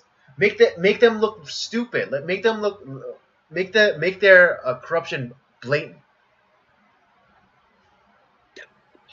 Bingo. That's what we're gonna have to. Honestly, that's what we're gonna have to do. It's just this like massive like, you know what? Fuck it, don't vote. Yeah, don't vote. Yeah, don't participate. Yeah, because participation is consent. So you're saying like whatever the result is, whatever happens after that, you signed off on it. That's what you're saying with your vote. You're consenting.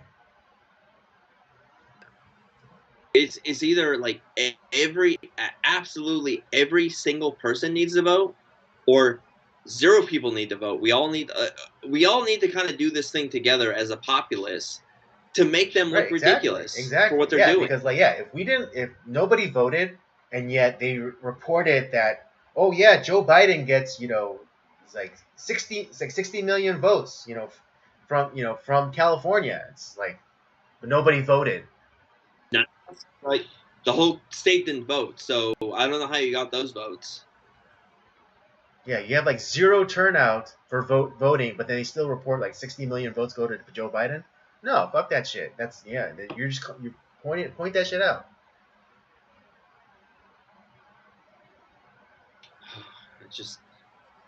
I just what pisses me off is because people are gonna fall for the same dumbass bullshit, and this is not a Democrat thing. This is a Republican thing too. Like, because we have a lot of shitty Republicans out there too that people just keep.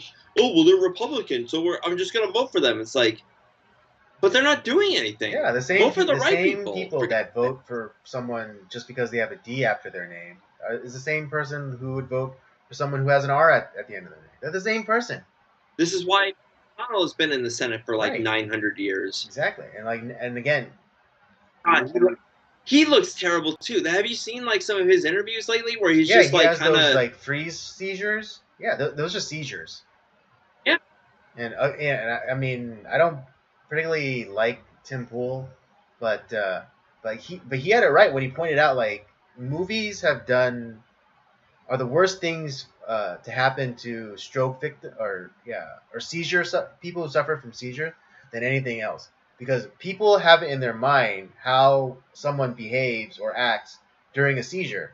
But Mitch McConnell, we're seeing him having a seizure right there live on television, but like no one understood that, because we all think that seizures are like heavy convulsing and like you start foaming at the mouth and you have to put something in their mouth so they don't bite down on their tongue.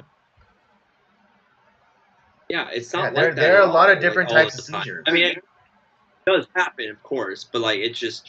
But a lot of times, like, yeah, you just like it's kind of your Yeah, I mean, brain just yeah, like seizes up, like it's in the word seizure. You're being seized. Stop. You're being stopped. it stops working. But God, I mean, that's just like that's sad. This is why our politicians shouldn't be Yeah, 100 elder. years old. Fuck. Nancy Pelosi just announced that she's gonna run again for representative of San Francisco. And people are gonna vote for her stupid ass. That's the problem. I would honestly like. I would love to go to like San Francisco. What has Nancy? Can you tell me what has Nancy Pelosi done for your city? You know, she's your representative. What has she done? Yeah, this would be her 20th term. This would be her 20th term. It's like in those 20 terms, what things has Nancy Pelosi done to help the city of San Francisco? What ones? Zero. Mm-hmm. I guarantee it's zero. But they're not going to know because she's this or that. It's like that's irrelevant. Exactly. Like, yeah, what policy, what measure, what ordinance has she pushed through for you that has benefited your lives? How many times have you seen Nancy Pelosi in your city? I guarantee it's zero. Exactly. Yeah, it's like does Nancy frequent the corner coffee shop or the corner bagel store? You know, is she a regular at at the diner down the street? Probably not. Yeah. No, of course not. Yeah. She hates those people. It's the same people like that, like whether it be from the House of Representatives or in the Senate. You know, they're not even from that fucking city or state, and yeah, they're essentially carpetbaggers. So that they're carpetbaggers, so that they can go to those places and get elected. Just like Adam Schiff. Adam Schiff was from New Jersey.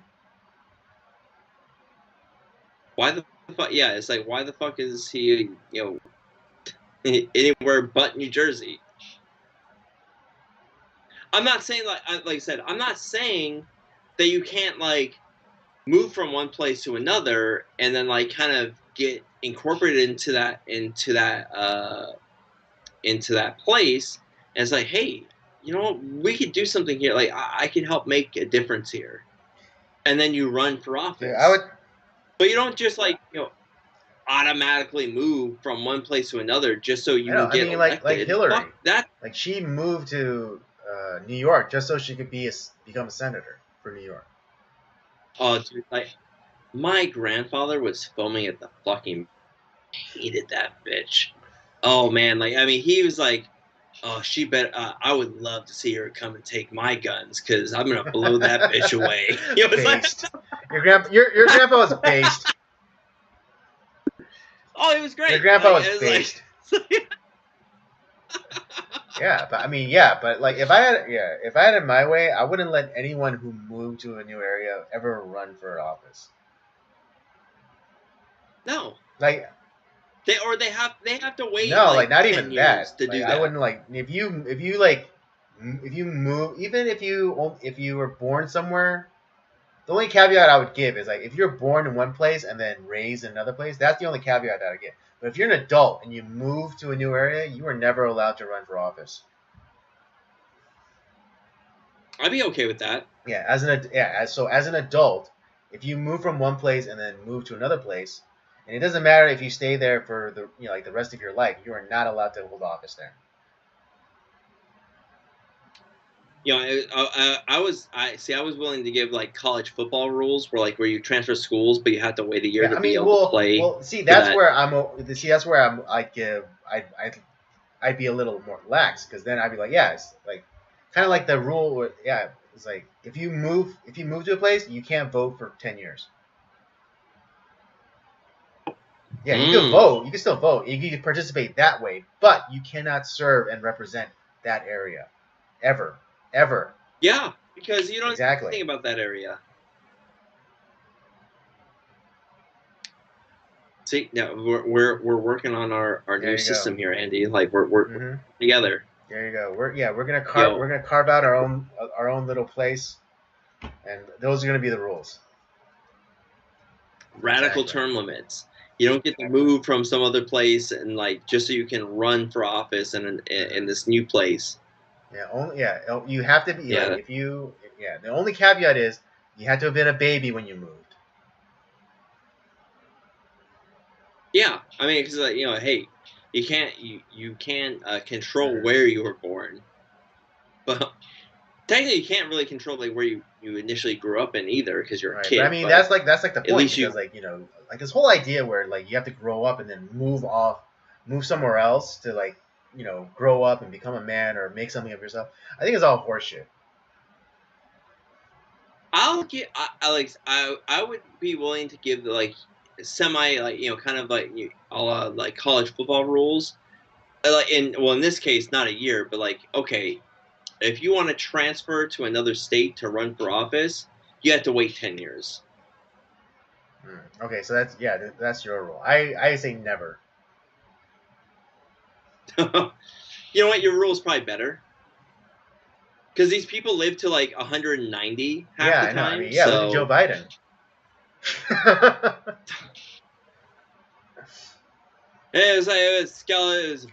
Yeah, like back when he joined the Senate back like 130 years ago. yeah, Nazi fags.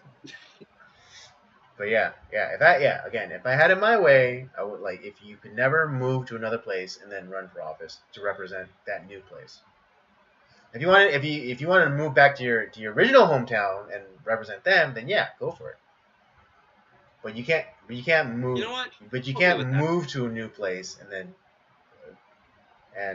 try to represent them. And again, the only the slack I would give is that yeah, you could vote, but only after 10 years. Ooh, I'm down for that. I'm a little more Let's do in it. that aspect I'm a little more authoritarian. Let's do it. Let's make it happen, Andy. Let's make a proposal to our I representatives. See know what the happens. representative who's been in office since like both of us were in junior high. Or Yeah, before before we we were were born. born. Jesus Christ. Good fucking God. But that's a crazy thing. People aren't bothered by that. Why are I you know, not bothered by we're this? okay. Yeah, we're two middle-aged people, and the representative that's still in Congress right now has been in office since we were young kids. God. That's a huge fucking problem. Right? Yeah, I mean, I think that's also kind of what's what is it? Uh, perpetrated, perpetuated this idea of extended adolescence or extended childhood. It's because like these fucking boomers, they just keep staying, they just keep hanging about, so that there's no opportunity for anyone else to go in and like do anything. One thing, like, because obviously, like, my dad is of Mm-hmm. that generation.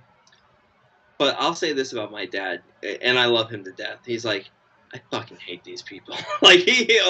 He hates his Yeah, I mean, okay, generation. again, yeah, He's like there's gonna be a few good ones. Yeah, all right, but my dad is more like red form is like yeah, dumbasses. Like but he I hates it. Like mean, but good.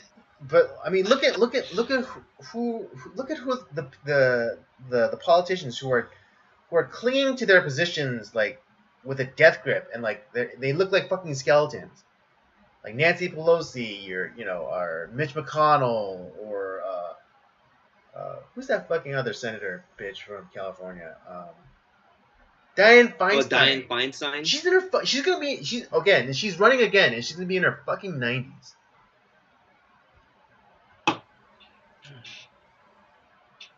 Californians, if you vote for fucking Diane Feinstein, What is wrong with? Well, here, oh, God. I mean, well, our fucked up voting system in this state where it's not a two-party Yeah, system. it's It's like, you want to vote for this old ass Democrat, or do you want to middle-aged vote for this Democrat. like Yeah. Democrat? Yeah, and it's like Oh, cause we I fucking don't know. we destroyed California's system is fucked because like we do jungle primaries now where it's like Can I shoot them both? I mean, it's like it's like we Jesus do Christ. we have this thing in California called a jungle primary. So like who's like the first and second who has the first and second most votes, they're the ones who gets to be put on the ballot. And if it just so happens to be wink wink nudge nudge Democrats, that get the first and second most votes, then they're the ones. Those are the two who get put on the ballot. Here's what you can do, Californians. Because I have a feeling that there's way more, at least, God, moderate people. It's like, if you're tired of 90-year-old or communist Or a bunch representatives of being on fucking the ballot, degenerates like that California state senator Scott Wiener. yeah. So find like the near like let's all collaborate and find like the next the next non-weird candidate that didn't quite make your mail-in ballot. Let's write their There you fucking go. name in. I don't get like fuck. Let's all write There you go. Larry Writing Elder in. campaign. He's not a weirdo. Can we all just as can we all just stop like voting for some like skeleton or communist or whoever? Can we just write in someone who's normal? Larry Elder is normal. Let's write him in. He's a person that not only has stuck through in this state, he actually gives a crap about California, likes this country, and wants to make the California a better place. He wants to restore it to like what it It was. is, so that everyone can have a good life. And it's like you're always talking about like, well, we need to have like more people of color and candidates of color, blah blah blah. It's like there he is, right there. Yeah. Oh, yeah. I make it simple. If you don't Compton. vote for Larry Elder, you're a racist. There you go. There you go. Grew up in South Central, for if you God's don't sakes. vote for Larry Elder, you're a racist. And it's like, God, it's like No, you have to get Ah. like those stupid retards and be like, oh yeah, if you don't vote for Larry Elder, you're the racist. And I'm not saying that I agree with everything Larry Elder wants to do, but he's the most sane person that I can think of that like gives a damn about this state. Agreed. You think Gavin Newsom's gonna help you? You think that Dianne Feinstein's gonna help you? You think that Nancy Pelosi, Nancy Adam Pelosi Schiff is gonna help you? fucking Brad Sherman, Ted Lieu. Fucking Brad Sherman, by the way, he is the worst. Ted Lieu, that fucking moron. Yeah, and see how all of those people, all those politicians that we just named, they're all Democrats. Oh, you know what? I was thinking of I was thinking about how our country is run, and like I was thinking about like the last few wars that our country has gotten in, and let's go through a few of them. Just like in like the most, we'll talk 20th to 21st century. Who got us into World War One? What was his? Who was his party affiliation? What was his part? Yeah. Woodrow Wilson, who was a Democrat. Bingo. Who got us into World War II? What's his face? Roosevelt. Franklin Roosevelt, to be specific. And yes, he was a Democrat. Who got us into Vietnam? What's his face? JFK. And he was a Democrat. I don't want to forget the Korean War. Who got us into the Korean War? And he was a Democrat. Okay, and let's see. Who got us into the Iraq War, the Gulf War. Wait, that was Bush. He was a Republican. Well, is he? I mean, okay. Let's call him a unipartyist. Unipartyist. So yeah, Yeah. Democrat light. Who got us into Gulf War II? Bush Jr. But he was a Republican, but he's more a unipartyist or a neocon. Hey. Who is trying to push us into the Ukraine-Russia war? Biden. And we all know he's a Democrat.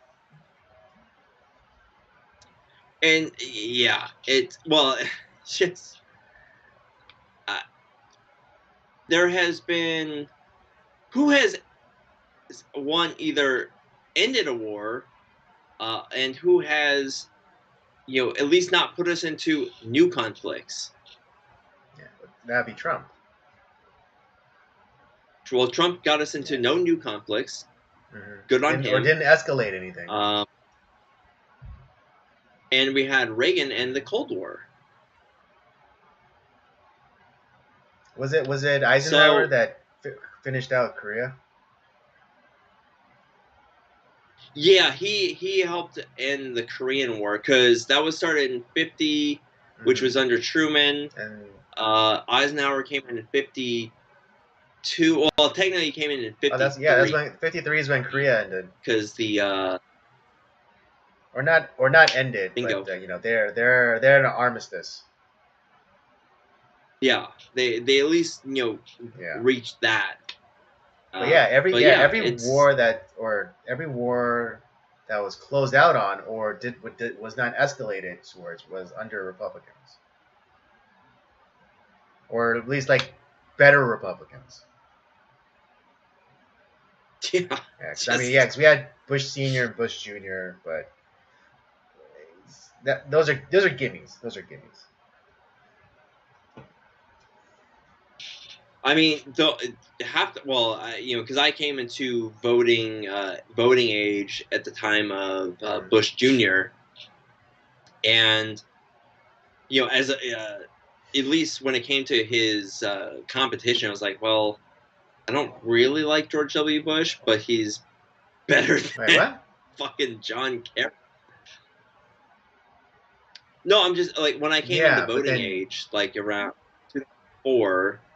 I was like, I wasn't necessarily a George W. Bush fan, but when it came to like his opposition in that election was like what John Kerry is like. Well, fuck John Kerry because he's a piece of shit.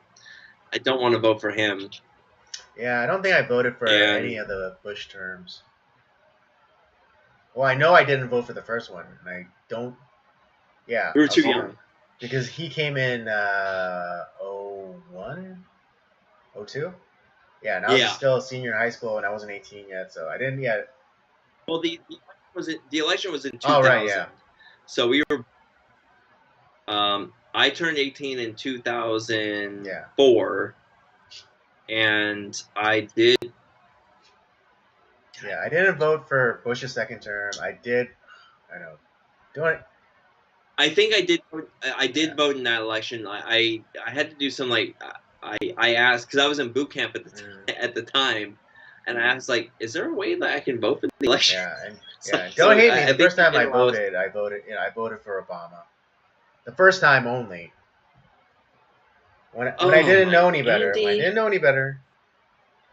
But second term, second election, I didn't vote for either.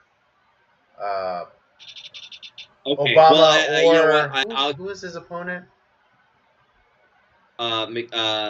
What's his face from Utah? Oh yeah, Mitt Romney. Yeah. Yeah. Well, now I didn't vote for either of them. So also a piece of shit. Yeah, I didn't vote in that election either. I was like, I don't like either of these people. And then when it came to the first Obama election, I was like, McCain just like nothing nothing wowed me about McCain whatsoever. I was like, nah, I ducked out on that one too, to be honest. Yeah, and when I voted for Obama, I was stupid.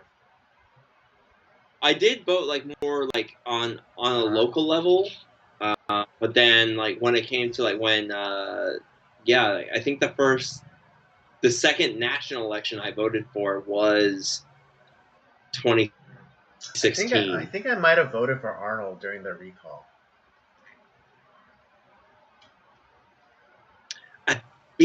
Man, I don't remember if I voted for him then or not.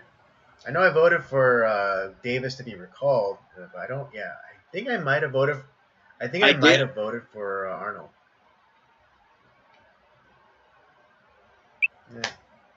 Because that was about like 2004 as well, wasn't it? God, he was terrible. He was absolutely awful. But yeah, stop voting for these people, guys. Come on, wake up. They're gonna say whatever they have to say to make you feel sorry for them. It's like, well, I guess he's learned his lesson. He seems. No, they haven't. Just be sure. They have not. Because you know what they're gonna do? Not only they're gonna triple down when you vote for them. They're gonna just go back to doing the same stupid shit that they've been doing, but even worse.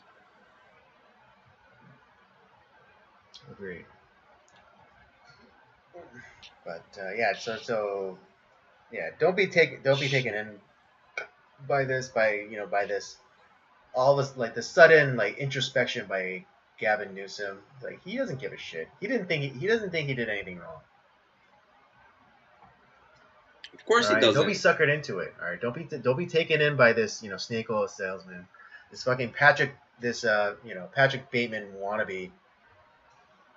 Right? Yeah, exactly. He doesn't think he did anything wrong. He doesn't think that the measure. In fact, he thinks that the measures didn't go further enough. Yeah. All right, so let's be completely clear about this. All right, and don't be suckered in by his all of a sudden sudden measuredness. Yeah, his measuredness, it's all bullshit. Stop buying it, guys. Come on. All right, folks, that'll do for the topics. Yeah, it kind of went longer than anticipated, but it is what it is. Let's get into the movie review, and we'll close it out for the night. Let me hit you all with the synopsis for Excalibur, and then we'll get going. All right. Whoops. All right. The magical sword of Excalibur starts off in the hands of British Lord Uther Pendragon, and then years later finds its way to his bastard son Arthur, the knave destined to become king. Aided by the sorcerer Merlin, Arthur fulfills his fate by bringing together the Knights of the Round Table at Camelot and unifying the country. However, this flawed monarch faces great tests ahead in pursuit of love, the Holy Grail, and his nation's survival. Excalibur premiered in 1981, directed by John Boorman.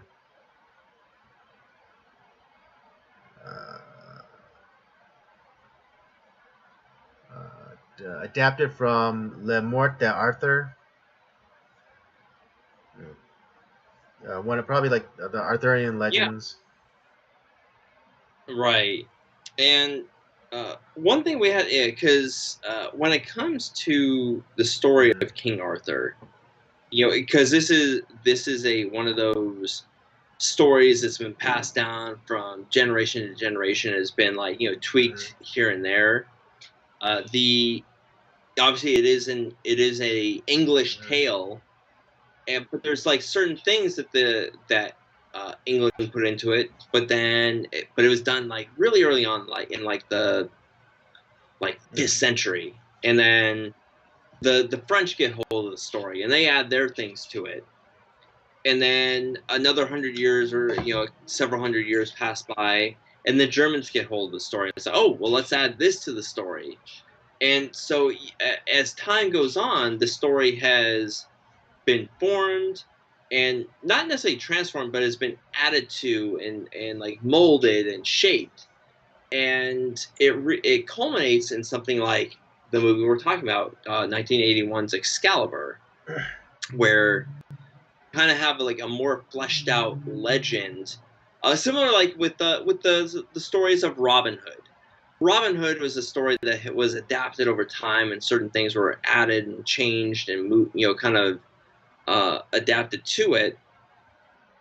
And I think that that's kind of cool that you have all that this story meant so much to so many different peoples over centuries, or in some case, we're getting close to where it's like almost a millennia that this story has been shaped, and yet it's still so powerful. And like when you say the name King Arthur, it's like, oh yeah, the Knights of the Round Merlin, Table, that's awesome. Morgan And Le Fay, Guinevere, Lancelot. There are certain strong associations. Like you don't you just mention that name, and people know what it is for the most part. It's kind of like cinematic archaeology before cinematic archaeology, and that's what I love about this. And there's been so many different tales of King Arthur and different people putting their thoughts on it, as we kind of hinted at the beginning of the stream. But when it comes to adaptations, I honestly think I haven't seen them all, but watching John Boorman's version, man, this might be. To be honest, I actually wish there's a few moments where I kind of wish we kind of get away from Arthur for quite a while. Right, in the movie. when the knights go on their quest for the Grail. Right, and I almost wish that there was like maybe like another like 30 minutes added to the movie, to like where we can kind of like, what's going on with Arthur during this time, what's hindering him, like what is draining his energy and all that stuff. It just or what is he going through during the time where he has given up Excalibur after Lancelot and Guinevere have the affair, stuff like that. But yeah, so John Boorman, this is actually our first John Boorman film that we've done, because I don't think we've done Deliverance yet, right? We haven't. Yeah, he's also done one of the strangest fucking films I've ever seen, Zardoz.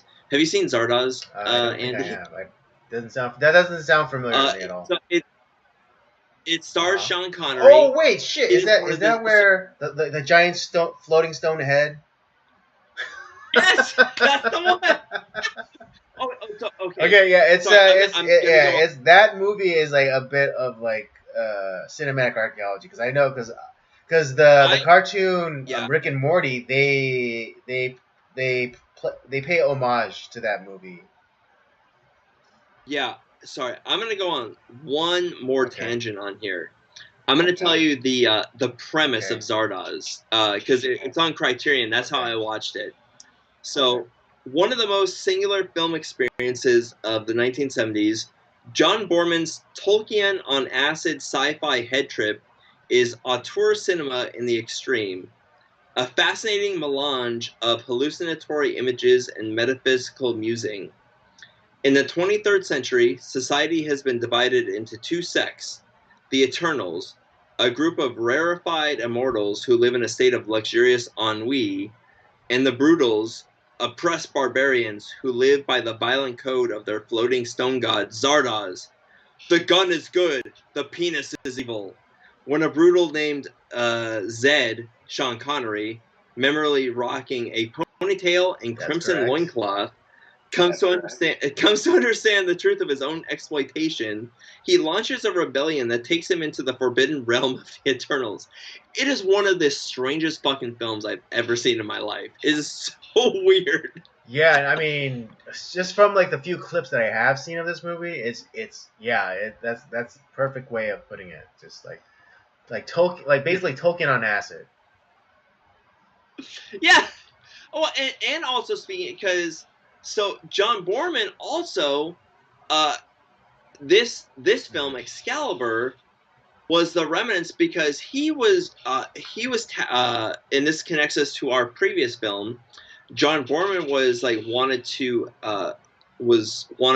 they wanted him to like help direct the second part of the animated Lord of the Rings, and not only that, they wanted him to do a live action Lord of the Rings, and and the remnants of that became Excalibur because he had been doing a lot of scouting for the Lord of the Rings, and that kind of fell through. But then Excalibur fell in his lap. I was like, well, I'm just going to use the same locations, and he kind of created this, this movie, and that, a John Borman Lord of the Rings film would have been really interesting, I think. Yeah, no doubt. I mean, just imagine if Lord of the Rings came out, like the live action Lord of the Rings came out in 1981. Wow. Well, I can't think of anyone else who could have done it other than. I mean, especially the example of, particularly the example of what we got from Excalibur. I think he might have done like a pretty decent job. Yeah, I think it would have been really. I think it would have been interesting. I don't know if that would have.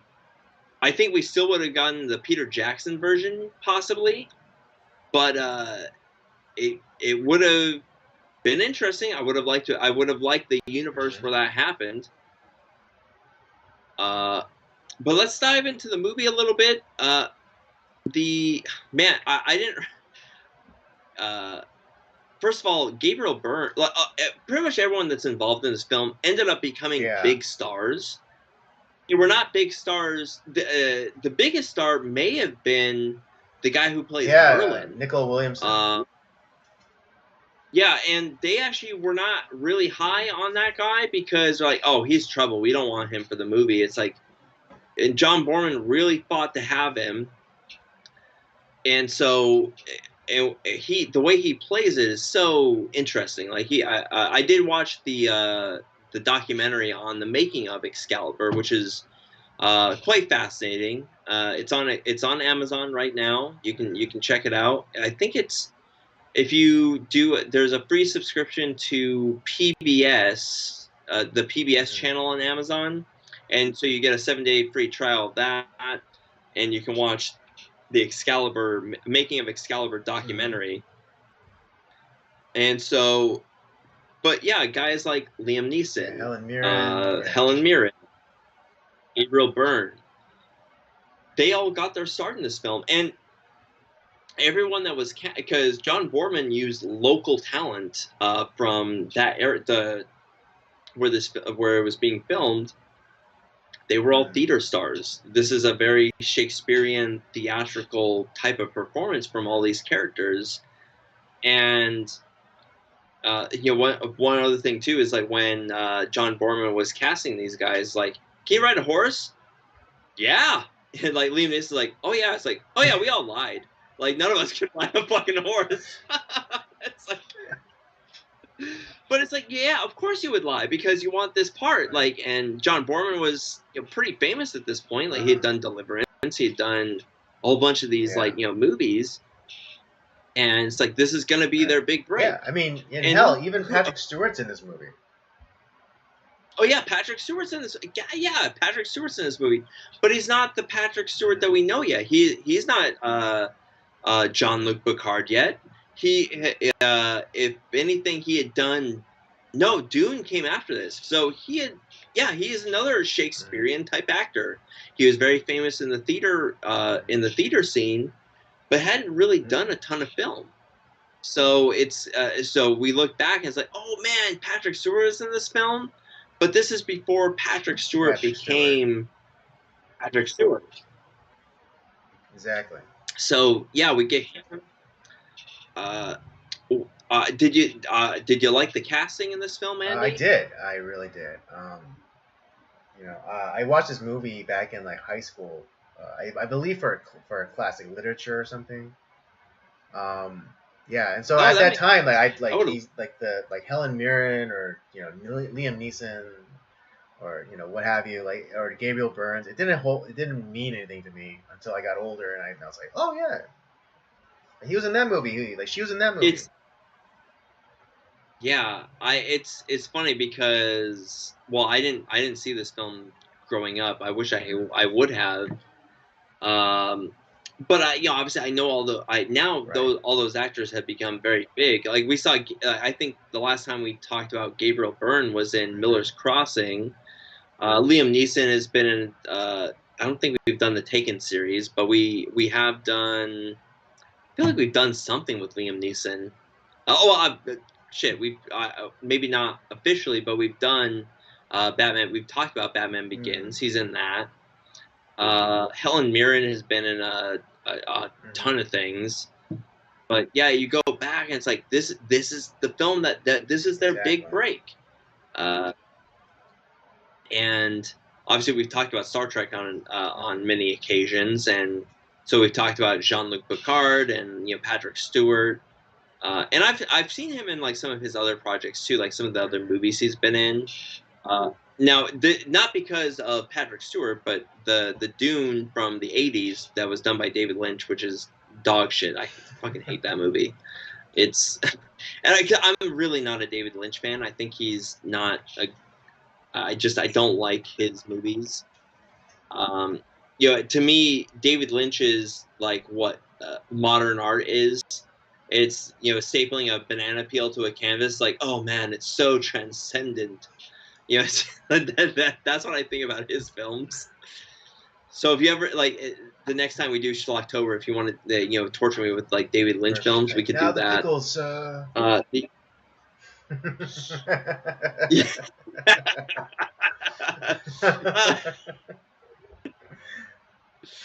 But yeah, but like I've seen like stuff like the Yeah. Green Room. Uh-huh. Obviously, X-Men is but this is all Yeah. after Excalibur. Excalibur is like Yeah. kind This of like like this is where where his maybe transition he from stage to film. Yeah, because him like as Captain Ahab in Moby Dick, or him as Ebenezer Scrooge in The Christmas Carol. yeah Yeah. he was great in But that. yeah, this like yeah, Uh, because I know. even though I saw this as a young kid, it obviously left an impression on me, and so now many Yeah. years later, I'm able to introduce it to Robert here for this review. Yeah. So the other thing I wanted to talk about too before we kind of dive into a little bit of like the nitty gritty. Now, as a videographer and photographer, how did what did you think of like the lighting and the framing of like the scenes? Like, what did you Yeah, think of that? these were all very competently done. Of course, like they were using like technology available at that time, and it's like it kind of shows, like kind of like when like something needs to be you know you know uh, kind of in a glorified state or whatever. You have like like the overexposed, like sparkly effects and stuff like that. um Yeah, to be honest, I kind of like that in that scene because it is kind of like it's supposed to be kind of like this right, like magical when moment. Percival's having like his visions and stuff like that. There's that. There's also the Yes, wedding the wedding scene. scene, yes. So what I watching that documentary, which was Hmm. very helpful, is that it was constantly cloudy and foggy Hmm. where they were filming, and so it was really hard. Like they would actually wait for hours for like this For like what one like this beam of one light like to come through, peek through the clouds. yeah. And it's just like, and that's just like, fuck it, like we gotta roll. Let's, and so they would stand there in this arm, and because they did not take Hmm. off that armor much. They wore all that armor for, I mean, hours and hours and hours, and like even like during like the fight scenes, they're like, when we would eventually take it off, all like the cuts and snags and bruises that they would have from like the chainmail and like the armor, and this is all armor that was forged for the Wow. actors. They had a professional armor maker that they I mean because initially they were only the guy was only supposed to have made supposed to be like 4 suits of armor. And it's like, yeah, we're gonna need more than that. We're gonna need 15. He's like, per person? Fuck. Yeah. No, like for like the entire like everyone they only had like one set of armor. Like he only made like one. I was like, dang. For all the characters. Yeah, because I would suspect though that like certain people like they had like the glamour shot one and like the stunt one or like the hero armor and then like the stunt one and then. No, it wasn't anything like that. It wasn't as crazy as that. But like, yeah, because they kept adding like even like with the extras, they added characters to the round table to kind of flesh it out. And so because they all had that right, they had like shiny, the kind of like the polished stereotypical kind of like knight in shining armor sort of setup.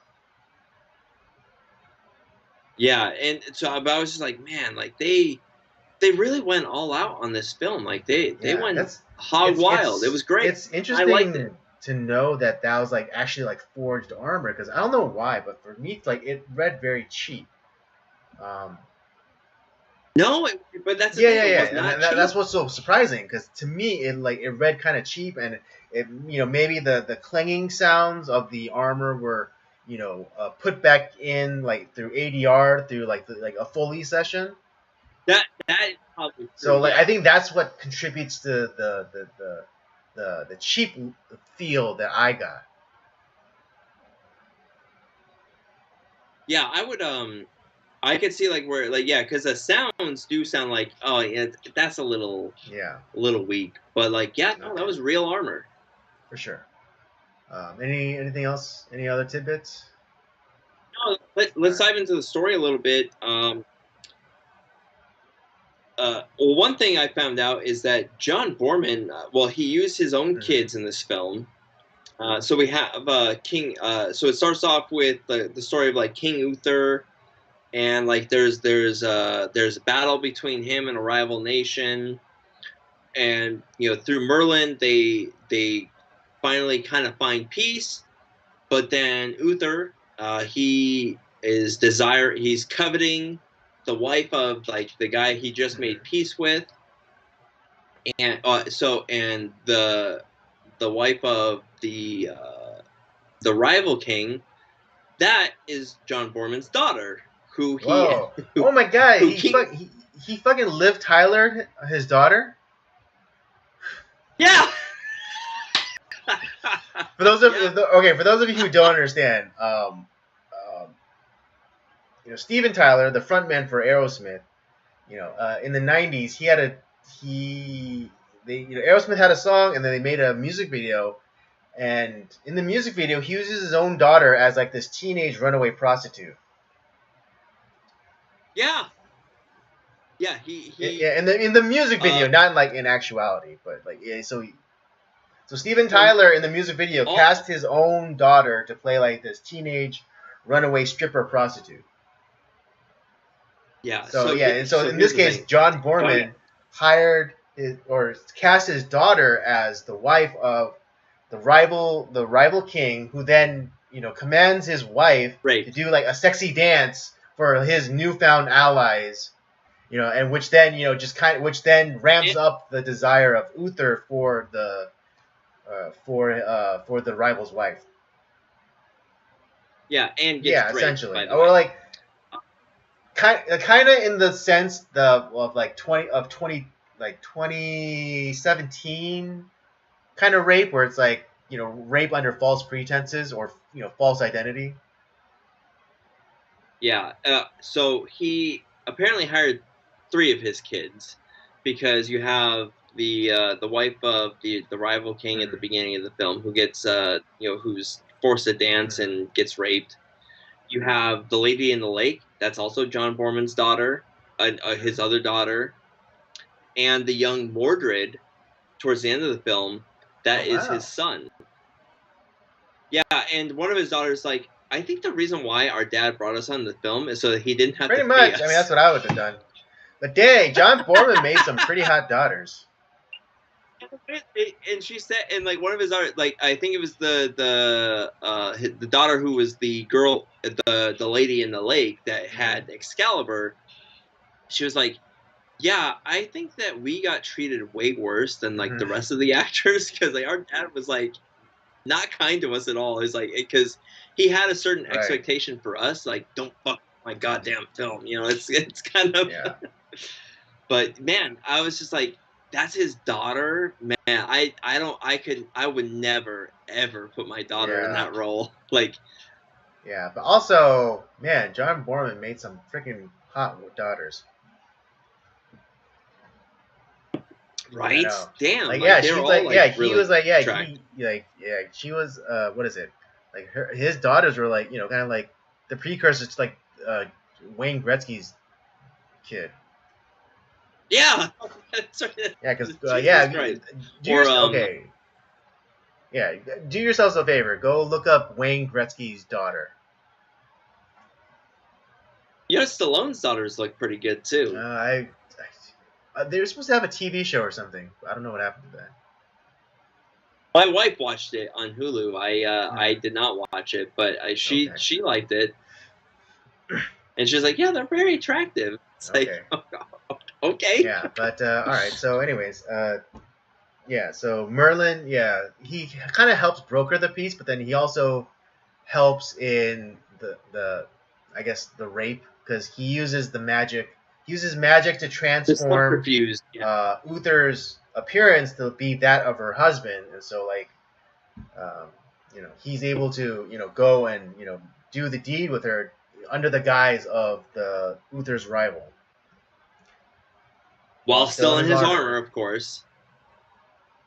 That was a weird fucking scene. It's like, dude, did you just take off your cod piece, or whatever, Yeah, or that was whatever? weird. Like, just so right.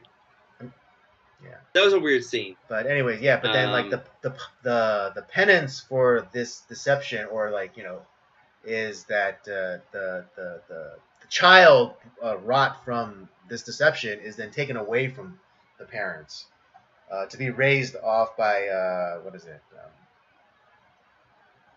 Uh, be raised by no, Merlin. no, Merlin. No, initially because he then gives Pat. Well, Merlin was gonna take the son, but it doesn't. Did he state like who he was gonna give the son, or like the offspring to? I don't think so.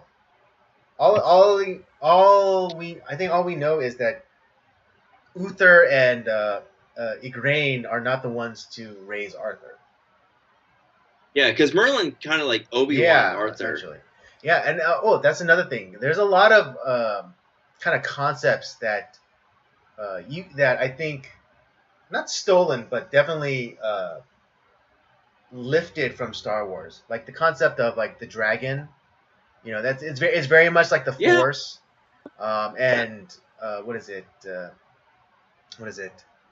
Even Merlin's characterization, it's very much like Yoda. Oh, that's a good point. Kind of like the way like he talks in Yeah, riddles, and like how like kind of eccentric he is.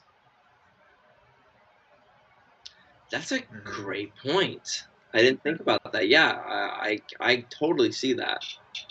Right, because when after Arthur pulls the sword from the stone, he goes and like tracks down Merlin, and then Merlin starts telling him about the dragon, and how the dragon's everything, and the dragon's the stone, the dragon's the trees, and then Arthur puts it together and it's like, oh, the dragon is the sword. It's like and Merlin's like, yeah, now you got it, kid. So, how many midichlorians did Arthur have? A shit ton.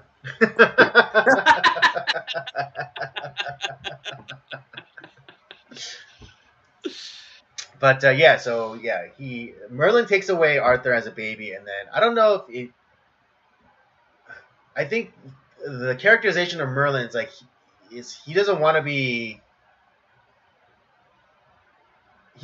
made into a man, or he doesn't want to be bothered with the affairs of man.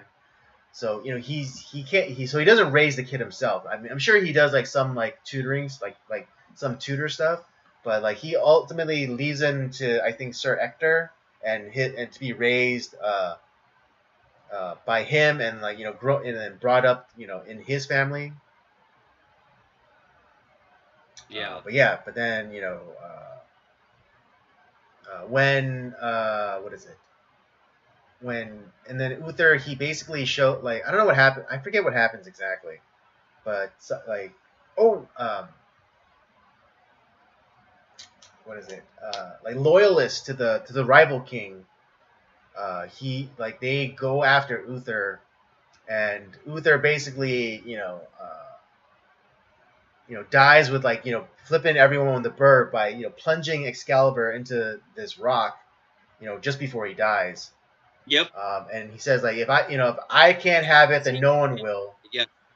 And so, Yeah. and then the site becomes kind of a point of, like, a pilgrimage for every knight, within the realm, to come and see if they're worthy of it to become king. Yeah.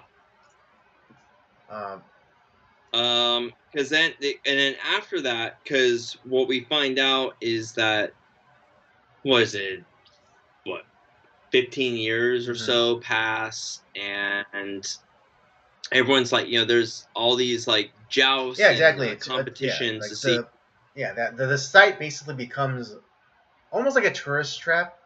But also, like, it becomes very important culturally, because everyone wants Excalibur, everyone wants to be king. So, like, yeah, they set up a Yeah. series of tournaments and competitions for to see that if whoever can defeat, like, as many knights as possible, to see, like, if they are worthy of the sword. So it's like this country had no king until, Essentially, yeah, like, because did the they whole just, dispute was that Uther wanted to be king over all, and like, he was, and like they finally brokered their deal between him and, I think it was Cornwall. yeah, Yeah. Cornwall.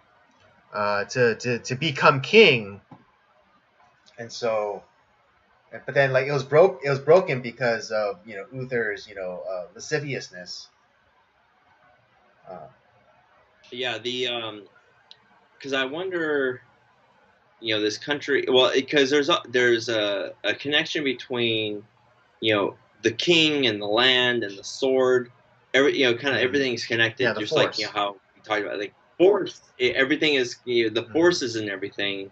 So in this case, like, the everything here is Mhm. connected as well. Exactly. Yeah, and then that's when you see, later on in the movie, you see, like, the land kind of decaying, because Arthur, giving up his sword, like the strength of the king is reflected in the land. And so, like, you see the the Right. people going through famine, and the land is kind of like dead and dying. It's because the king is not strong. The So, like, what we find out after these 15 years, we see the competitions. We see Patrick Stewart, like, he wins the joust. He's gonna pull the sword. It's like, he can't do it. He's not worthy to pull that sword out of the stone. And so there's another round of competitions to see if there's anyone else worthy. And Arthur is a squire at this point. He's not a full-fledged knight. Right. Yeah. He And still, yeah, he the thinks guy, he's like the son of Sir Hector and the brother of Sir Kay. right. And so he's, oh, my, the sword's been taken. So he looks for any sword he can find. Oh, there's a sword in the stone, and he just lifts it with, like, zero effort. But that's Excalibur, and it's like, oh shit, this little boy is gonna be our king. Oh no! It's like, and Right, this and is that's when how, his Arthur's identity is revealed, because Sir Ector's like, "Oh, you're not my son. You're the son. You're the son of of King Uther." And yeah, and then very much like a schism happens, and or almost like a civil war, like between, like, factions, because you have, like, Patrick Stewart's character, who, like, immediately recognized the sovereignty of Arthur and be like, "Yeah, you're my king now." But then you have and another rival. uh, I forget who. He eventually becomes one of the Knights of the Round Table. Yeah, so and this is where like well, here's what happens because and this is where you comparing Merlin to Yoda I think is a perfect comparison because right after he takes the sword, he Arthur has the sword, he has Excalibur. He's like he tells Merlin's like let's get the hell out of here, and so he ends up like kind of Yeah, spending time in seclusion with Merlin, yeah, learning from pretty him, much the and scene in like Dagobah when like like the training montage in Empire. he's learning the ways of the dragon. Not the horse, but the dragon. And when once Arthur kind of becomes restless after he's learned enough, he's like, well, we need. He finds out that the division he has created by taking the sword out of the stone, and they have begun. You have a faction that is loyal to Arthur, which is Patrick Stewart and the people that are with him are being attacked by the people that are going against Arthur. It's like, well, I need strong men who are knowledgeable to be with me. Let's go. I want to go help protect and defend, my loyal subjects. So that's where they go, and they get into. We have this fight with all that, and instead of killing the guys that are attacking the castle, or the leaders that are trying to attack the castle, is like he submits to them as like I need you. I need like warlords like you to be a part of my kingdom. And that's where like this is where he becomes King Arthur. And everything that Arthur does kind of surprises Merlin. Not in like that he's surprised because Merlin is aware of King Uther's nature, which is like very brash, very prideful, would never do such a thing. But like Arthur is doing right. He's the measured. right things. He's right. Arthur is just. Yeah, and he recognizes that he's not a knight. I think one of the best scenes is like when, he's like, oh yeah, of course I can't. You're right. I can't lead you guys because I'm not a knight. I need to be knighted by a knight, and so he relinquishes Excalibur to like the leader of the faction against him, and like and at that point he could kill Arthur and take the sword, claim the sword for himself, but he recognizes the the kingly virtue within Arthur in submitting himself to someone who is above him in station at the moment, even though he's a king, he's not a knight, and so he the rival finally like submits to Arthur first by doing him the solid of knighting him and making him like an equal almost, but then immediately flipping it and giving him his loyalty, his fidelity. Yeah, it's a great moment actually. And this is like where the formation of kind of the Camelot is formed. We have the party afterwards, like where everyone's celebrating. We meet Guinevere, and I find it funny that like Arthur is talking with Merlin. It's like, can you make her fall in love with me? It's like, no, I'm not gonna do that again. It's funny because like the last time I did it, it took me 9 months to recover my full power. And it's funny because 9 months was the entire the gestational period for Arthur. Yeah, so that was pretty funny. We have, but like there is like this, there's this budding interest between Guinevere and Arthur. There's something going on, and they decide to get married. And this is where we meet Lancelot for the first time. What do you think of our Lancelot character? Or at least the actor who portrays him. Do you think that he was a good portrayal of Lancelot? For the most part, I think I think the actor does a pretty good job.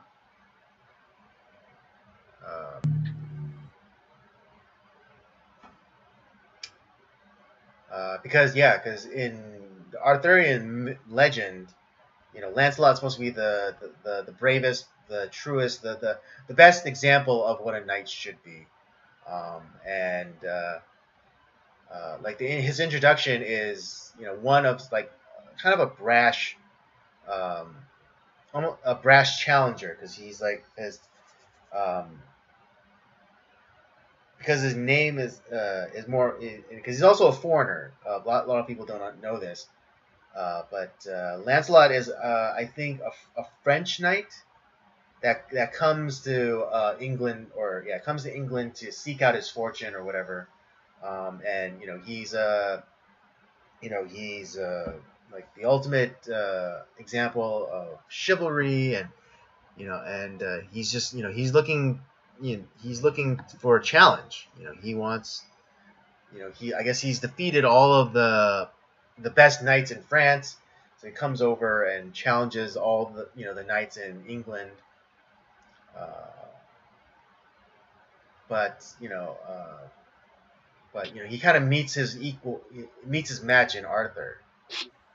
Uh, Yeah, and even Arthur is like Arthur realizes that this guy is very strong, and it's through not just like physical strength, but it's also mental strength where Arthur is able to get one over on him, and that's like where I think that's something that Lancelot was looking for. It's like I can be a subject to you. Right, he was looking, because he was looking for challengers, but I think ultimately he was looking for his superior. And Lancelot, I think, found it in Arthur.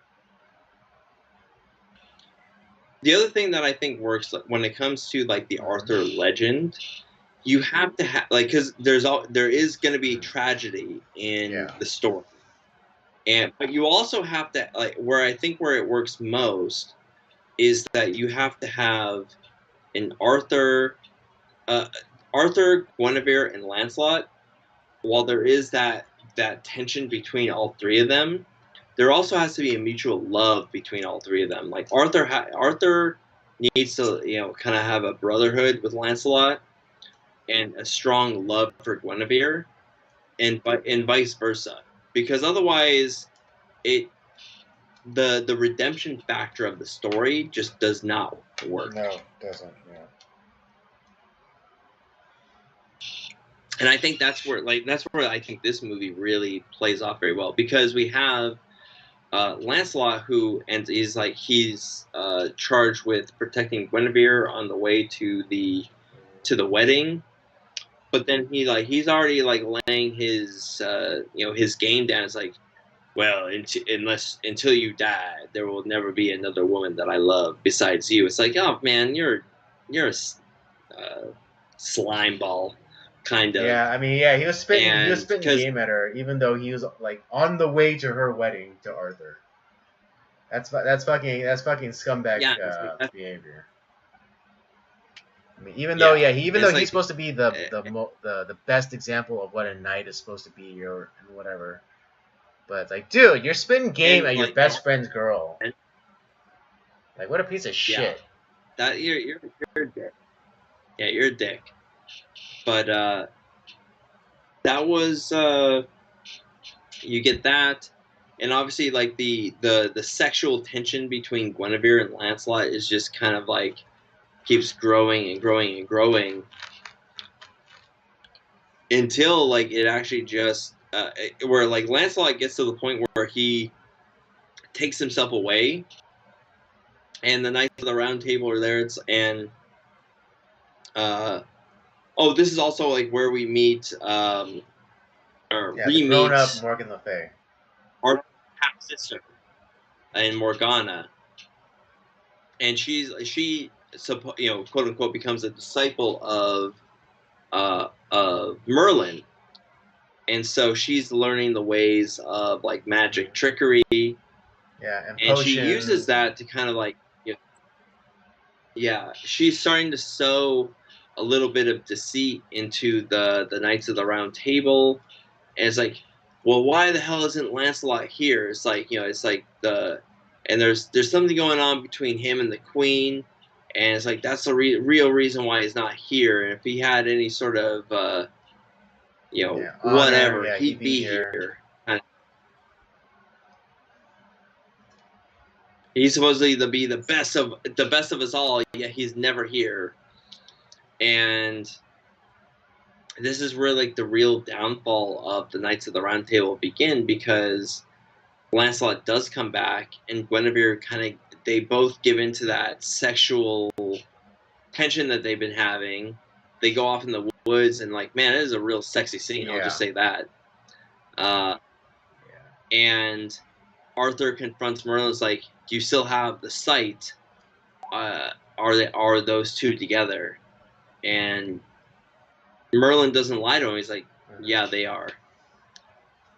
And this is also like where Morgana's true intentions come about, because she's been playing them all, because because she was like speaking, she kept like whispering into Gawain's ear, Liam Neeson's character, like that, like it's like, why like, why isn't Lancelot here? Isn't it weird that like the Queen like looks longingly at the empty seat where Lancelot should be sitting, and then which eventually gets him to like speak up and accuse the Queen of wrongdoing, which then instigates the challenge, and it's and Arthur's put in a untenable situation where it's like as Guinevere's husband, he should be the one to be defending his honor or her honor, but he can't, because he's the king and he's the ultimate judge, and so he can't intervene in this contest.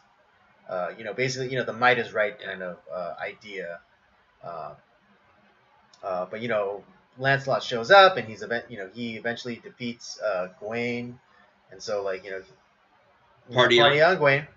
And so like Guinevere's honor and virtue are restored in this contest, but it's all bullshit, because like they know, both Guinevere and Lancelot know the truth, and Gawain was right. And it's really Morgana was right, and she's sowing that seed of deception and division in the Knights of the Round Table, and she's hitting the strongest three members of the Round Table. If they fall, the whole table falls. Camelot falls, and that's her goal, because she's trying to get back at Merlin for taking her brother away from her mother and destroying Cornwall. Or more, actually, yeah, but more accurately, she's mad at Merlin for getting her father killed. Yeah, because when she was a child, she had that dream about her dad dying, but then like he like miraculously appears, but we know that that's Uther in disguise as Cornwall.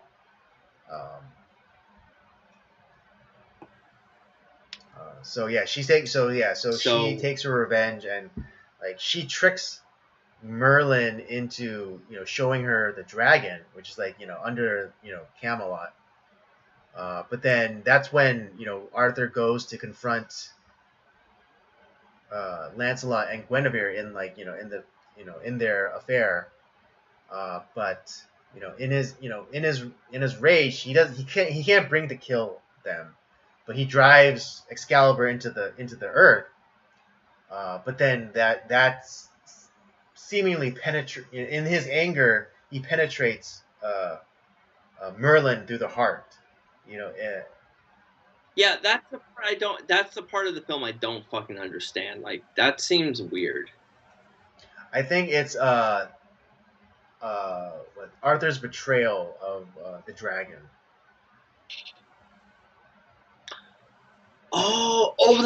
Because okay, that makes sense now, because we've talked about how like the dragon or the force is everywhere, right? And so Merlin's obviously connected to the land, just as Arthur's connected to the land. The sword is connected to the land. They're all connected to this thing, And when he drives, like Excalibur is probably like the strongest piece that is there, right?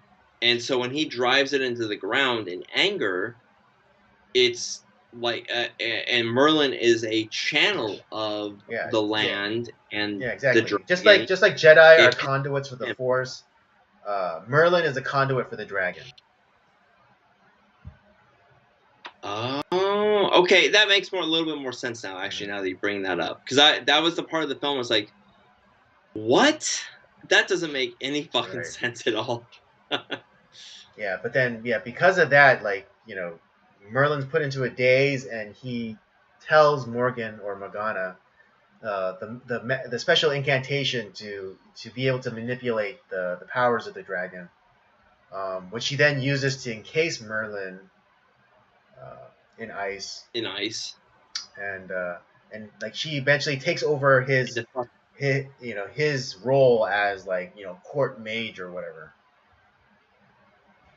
Right. And she uses that to Ilhan Yeah. Omar Arthur. Yeah. But this all like because when Lancelot and Guinevere awake and they see Excalibur in the ground, it's like, Yeah. oh shit! They know that they've been caught and that they're it's like, and they scatter. They go off in different directions, and we don't really know what happens to them for a little Right. while. But then on the And it's quest, but the king is without a sword, and or like the sword is without the king, and the king is without the sword, and the land is doomed. Something along those lines is spouted by Lancelot. right, because like the sword represents the king's strength, and without the king's strength, the land will begin to die. Um, and because the king Right. and the land are intimately connected, and so yeah, they don't and Lancelot doesn't show up until later on during the Grail quest, uh, and he turns out to be and he's like he's given up the way of knightly chivalry and stuff and becomes a priest, but he also becomes like the number one I hate Arthur you know he basically becomes the president of the I Hate Arthur fan club. um, Did you recognize him, by the way, at the end of the I film? didn't, Because yeah, I because it was didn't. like because he's meant to be older, and like because he wasn't keeping up himself, like he had like white hair and things like that. So I mean, I guess, but But even like John Borman also in I think the commentary is like, yeah, I made a mistake. I should have made him a little bit more recognizable because I think everyone missed that was actually yeah, Lancelot in those scenes. yeah. The only one who recognized him was Percival. Right, and it's like, wait, because it's like he's trying to like Lancelot, Lancelot, help me. It's like, what the fuck are you Yeah, I mean, talking to, buddy? I kind of saw it in And like it's in like his eyes, but only after this time I watched. Because yeah, I think the first time I watched it when I was a kid, I was like, who's he talking to? Where's Lancelot? yeah, it happened to me too. I didn't. I was Yeah, like, but then yeah, even at the end what? when he does like show up for the final confrontation, it's just more like it's like why is this geezer running like riding up? You're right. But yeah, and then so Arthur sends out his knights to go to retrieve the Holy Grail to restore his health and to restore the land. And all the knights scatter all across the land, and it's Percival who ultimately retrieves the Grail for him.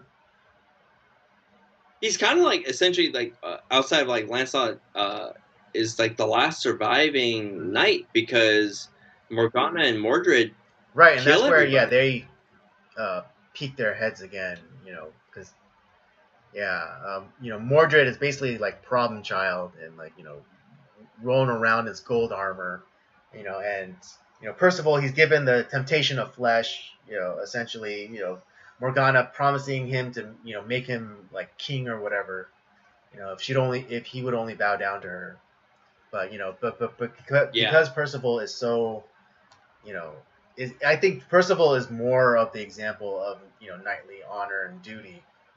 He's able to reject her. Right. And he's the one who's able to retrieve the Holy Grail for Arthur to restore him.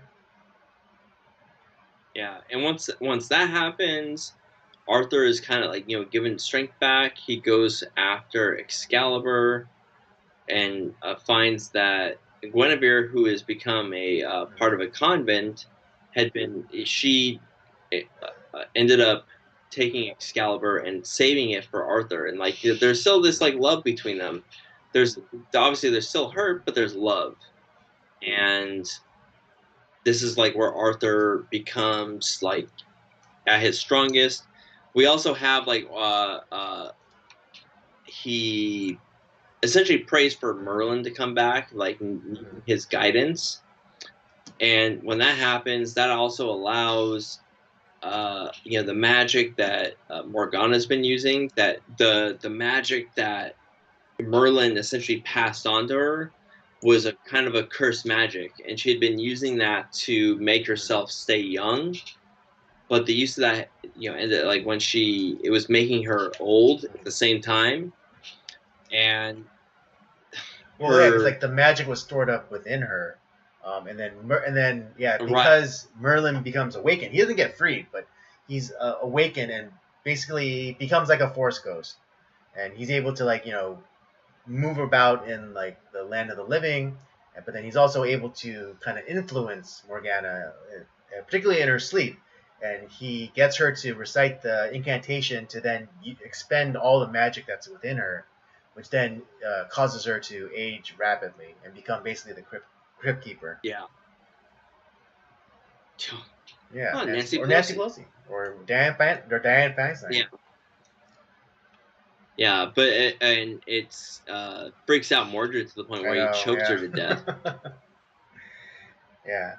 But yeah, then we get obviously like the final confrontation between Arthur and Mordred, um, and I think like they end up like Mordred and Arthur end up killing each other, and then which kind of ends it. And he hands Percival the swords, like you got to throw this back into the ocean to the lady in the lake until like a new Arthur presents itself, and that's kind of like, which is also a great scene, by the way. The Oh music, yeah, the the build music up is great too. in this Like film. as Arthur's riding and like the land kind of like regenerates itself. But then also like the use of O Fortuna, I think it's really great. Oh yeah, shit! I forgot to talk about this. The music that's used here. This is that those particular songs. I cannot think of an earlier time in film where Right, neither those can were I. used. Yeah, and obviously now it's become kind of a cliche thing. Like they'll use a song in like some dumb action scene or like some sort of like parody movie, and it's kind of lost Mm-hmm. its luster. But when you watch this film and you understand it's like this is like the first time that it was used, and that scene where like Arthur and like his remaining knights are running to get to like where they need to fight this final fight. Oh my gosh, Yeah, it's so good. It makes it gives me the goosebumps and like the yeah, tingles yeah. inside. As Like the I'm yeah watching, it's like yeah oh this as they're is pretty riding awesome. and like O Fortuna is hitting, and then like like the I guess I don't know if it is, but like the cherry blossoms like sprout and like start to like float down on them as they're riding past. Yeah, Epic, dude, epic. fucking epic. It was great. But like I said, this movie is awesome. Obviously, like Arthur and Mordred end up killing each other, Although yeah, well, not and necessarily killing each other, but definitely mortally wounding them. Yeah, and again, Arthur orders Percival to return the Excalibur to the lady in the lake, but he hesitates, and then Arthur again implores Percival that you have to do this. which then he does fulfill. But then he goes back, we then see Arthur on this boat being sailed off into the west, uh, which Yeah, again is part of the Arthurian legend that he doesn't actually die, but he's taken away into the west, and he'll return someday. So there's so yeah. there is The some like messianic what is it, undertones to the Arthur myth. Arthur will return in Yeah. Excalibur Well, I mean, 2. just in terms of the legend too, because when the world needs Right. King Arthur again, he will return. And like if you didn't realize, there's also three maidens on that boat with him. But those are actually representative of the Trinity. Yeah. Oh, that's interesting. But yeah, this movie's freaking awesome. I absolutely love it. I have added it to my wish list for physical media. I'm gonna For get it. sure. Yeah, this is a great pick for you, Andy. I really like it. Like you have you picked this month pretty much all our films this month, and outside of Conan, I haven't seen any of them. Nice. Yeah, I've only I've only seen 50% of this list, and that's Excalibur and then Conan. I hadn't seen the animated Lord of the Rings until this month, and then also Yeah, and also Krull I haven't seen prior to this month. you haven't So seen Troll either. Yeah, you were pretty adamant about that. So I had well, thought no, you'd it's seen it. because I know, well, at least the weapon, the glaive, is such a part of pop culture, nerd pop culture, that Okay.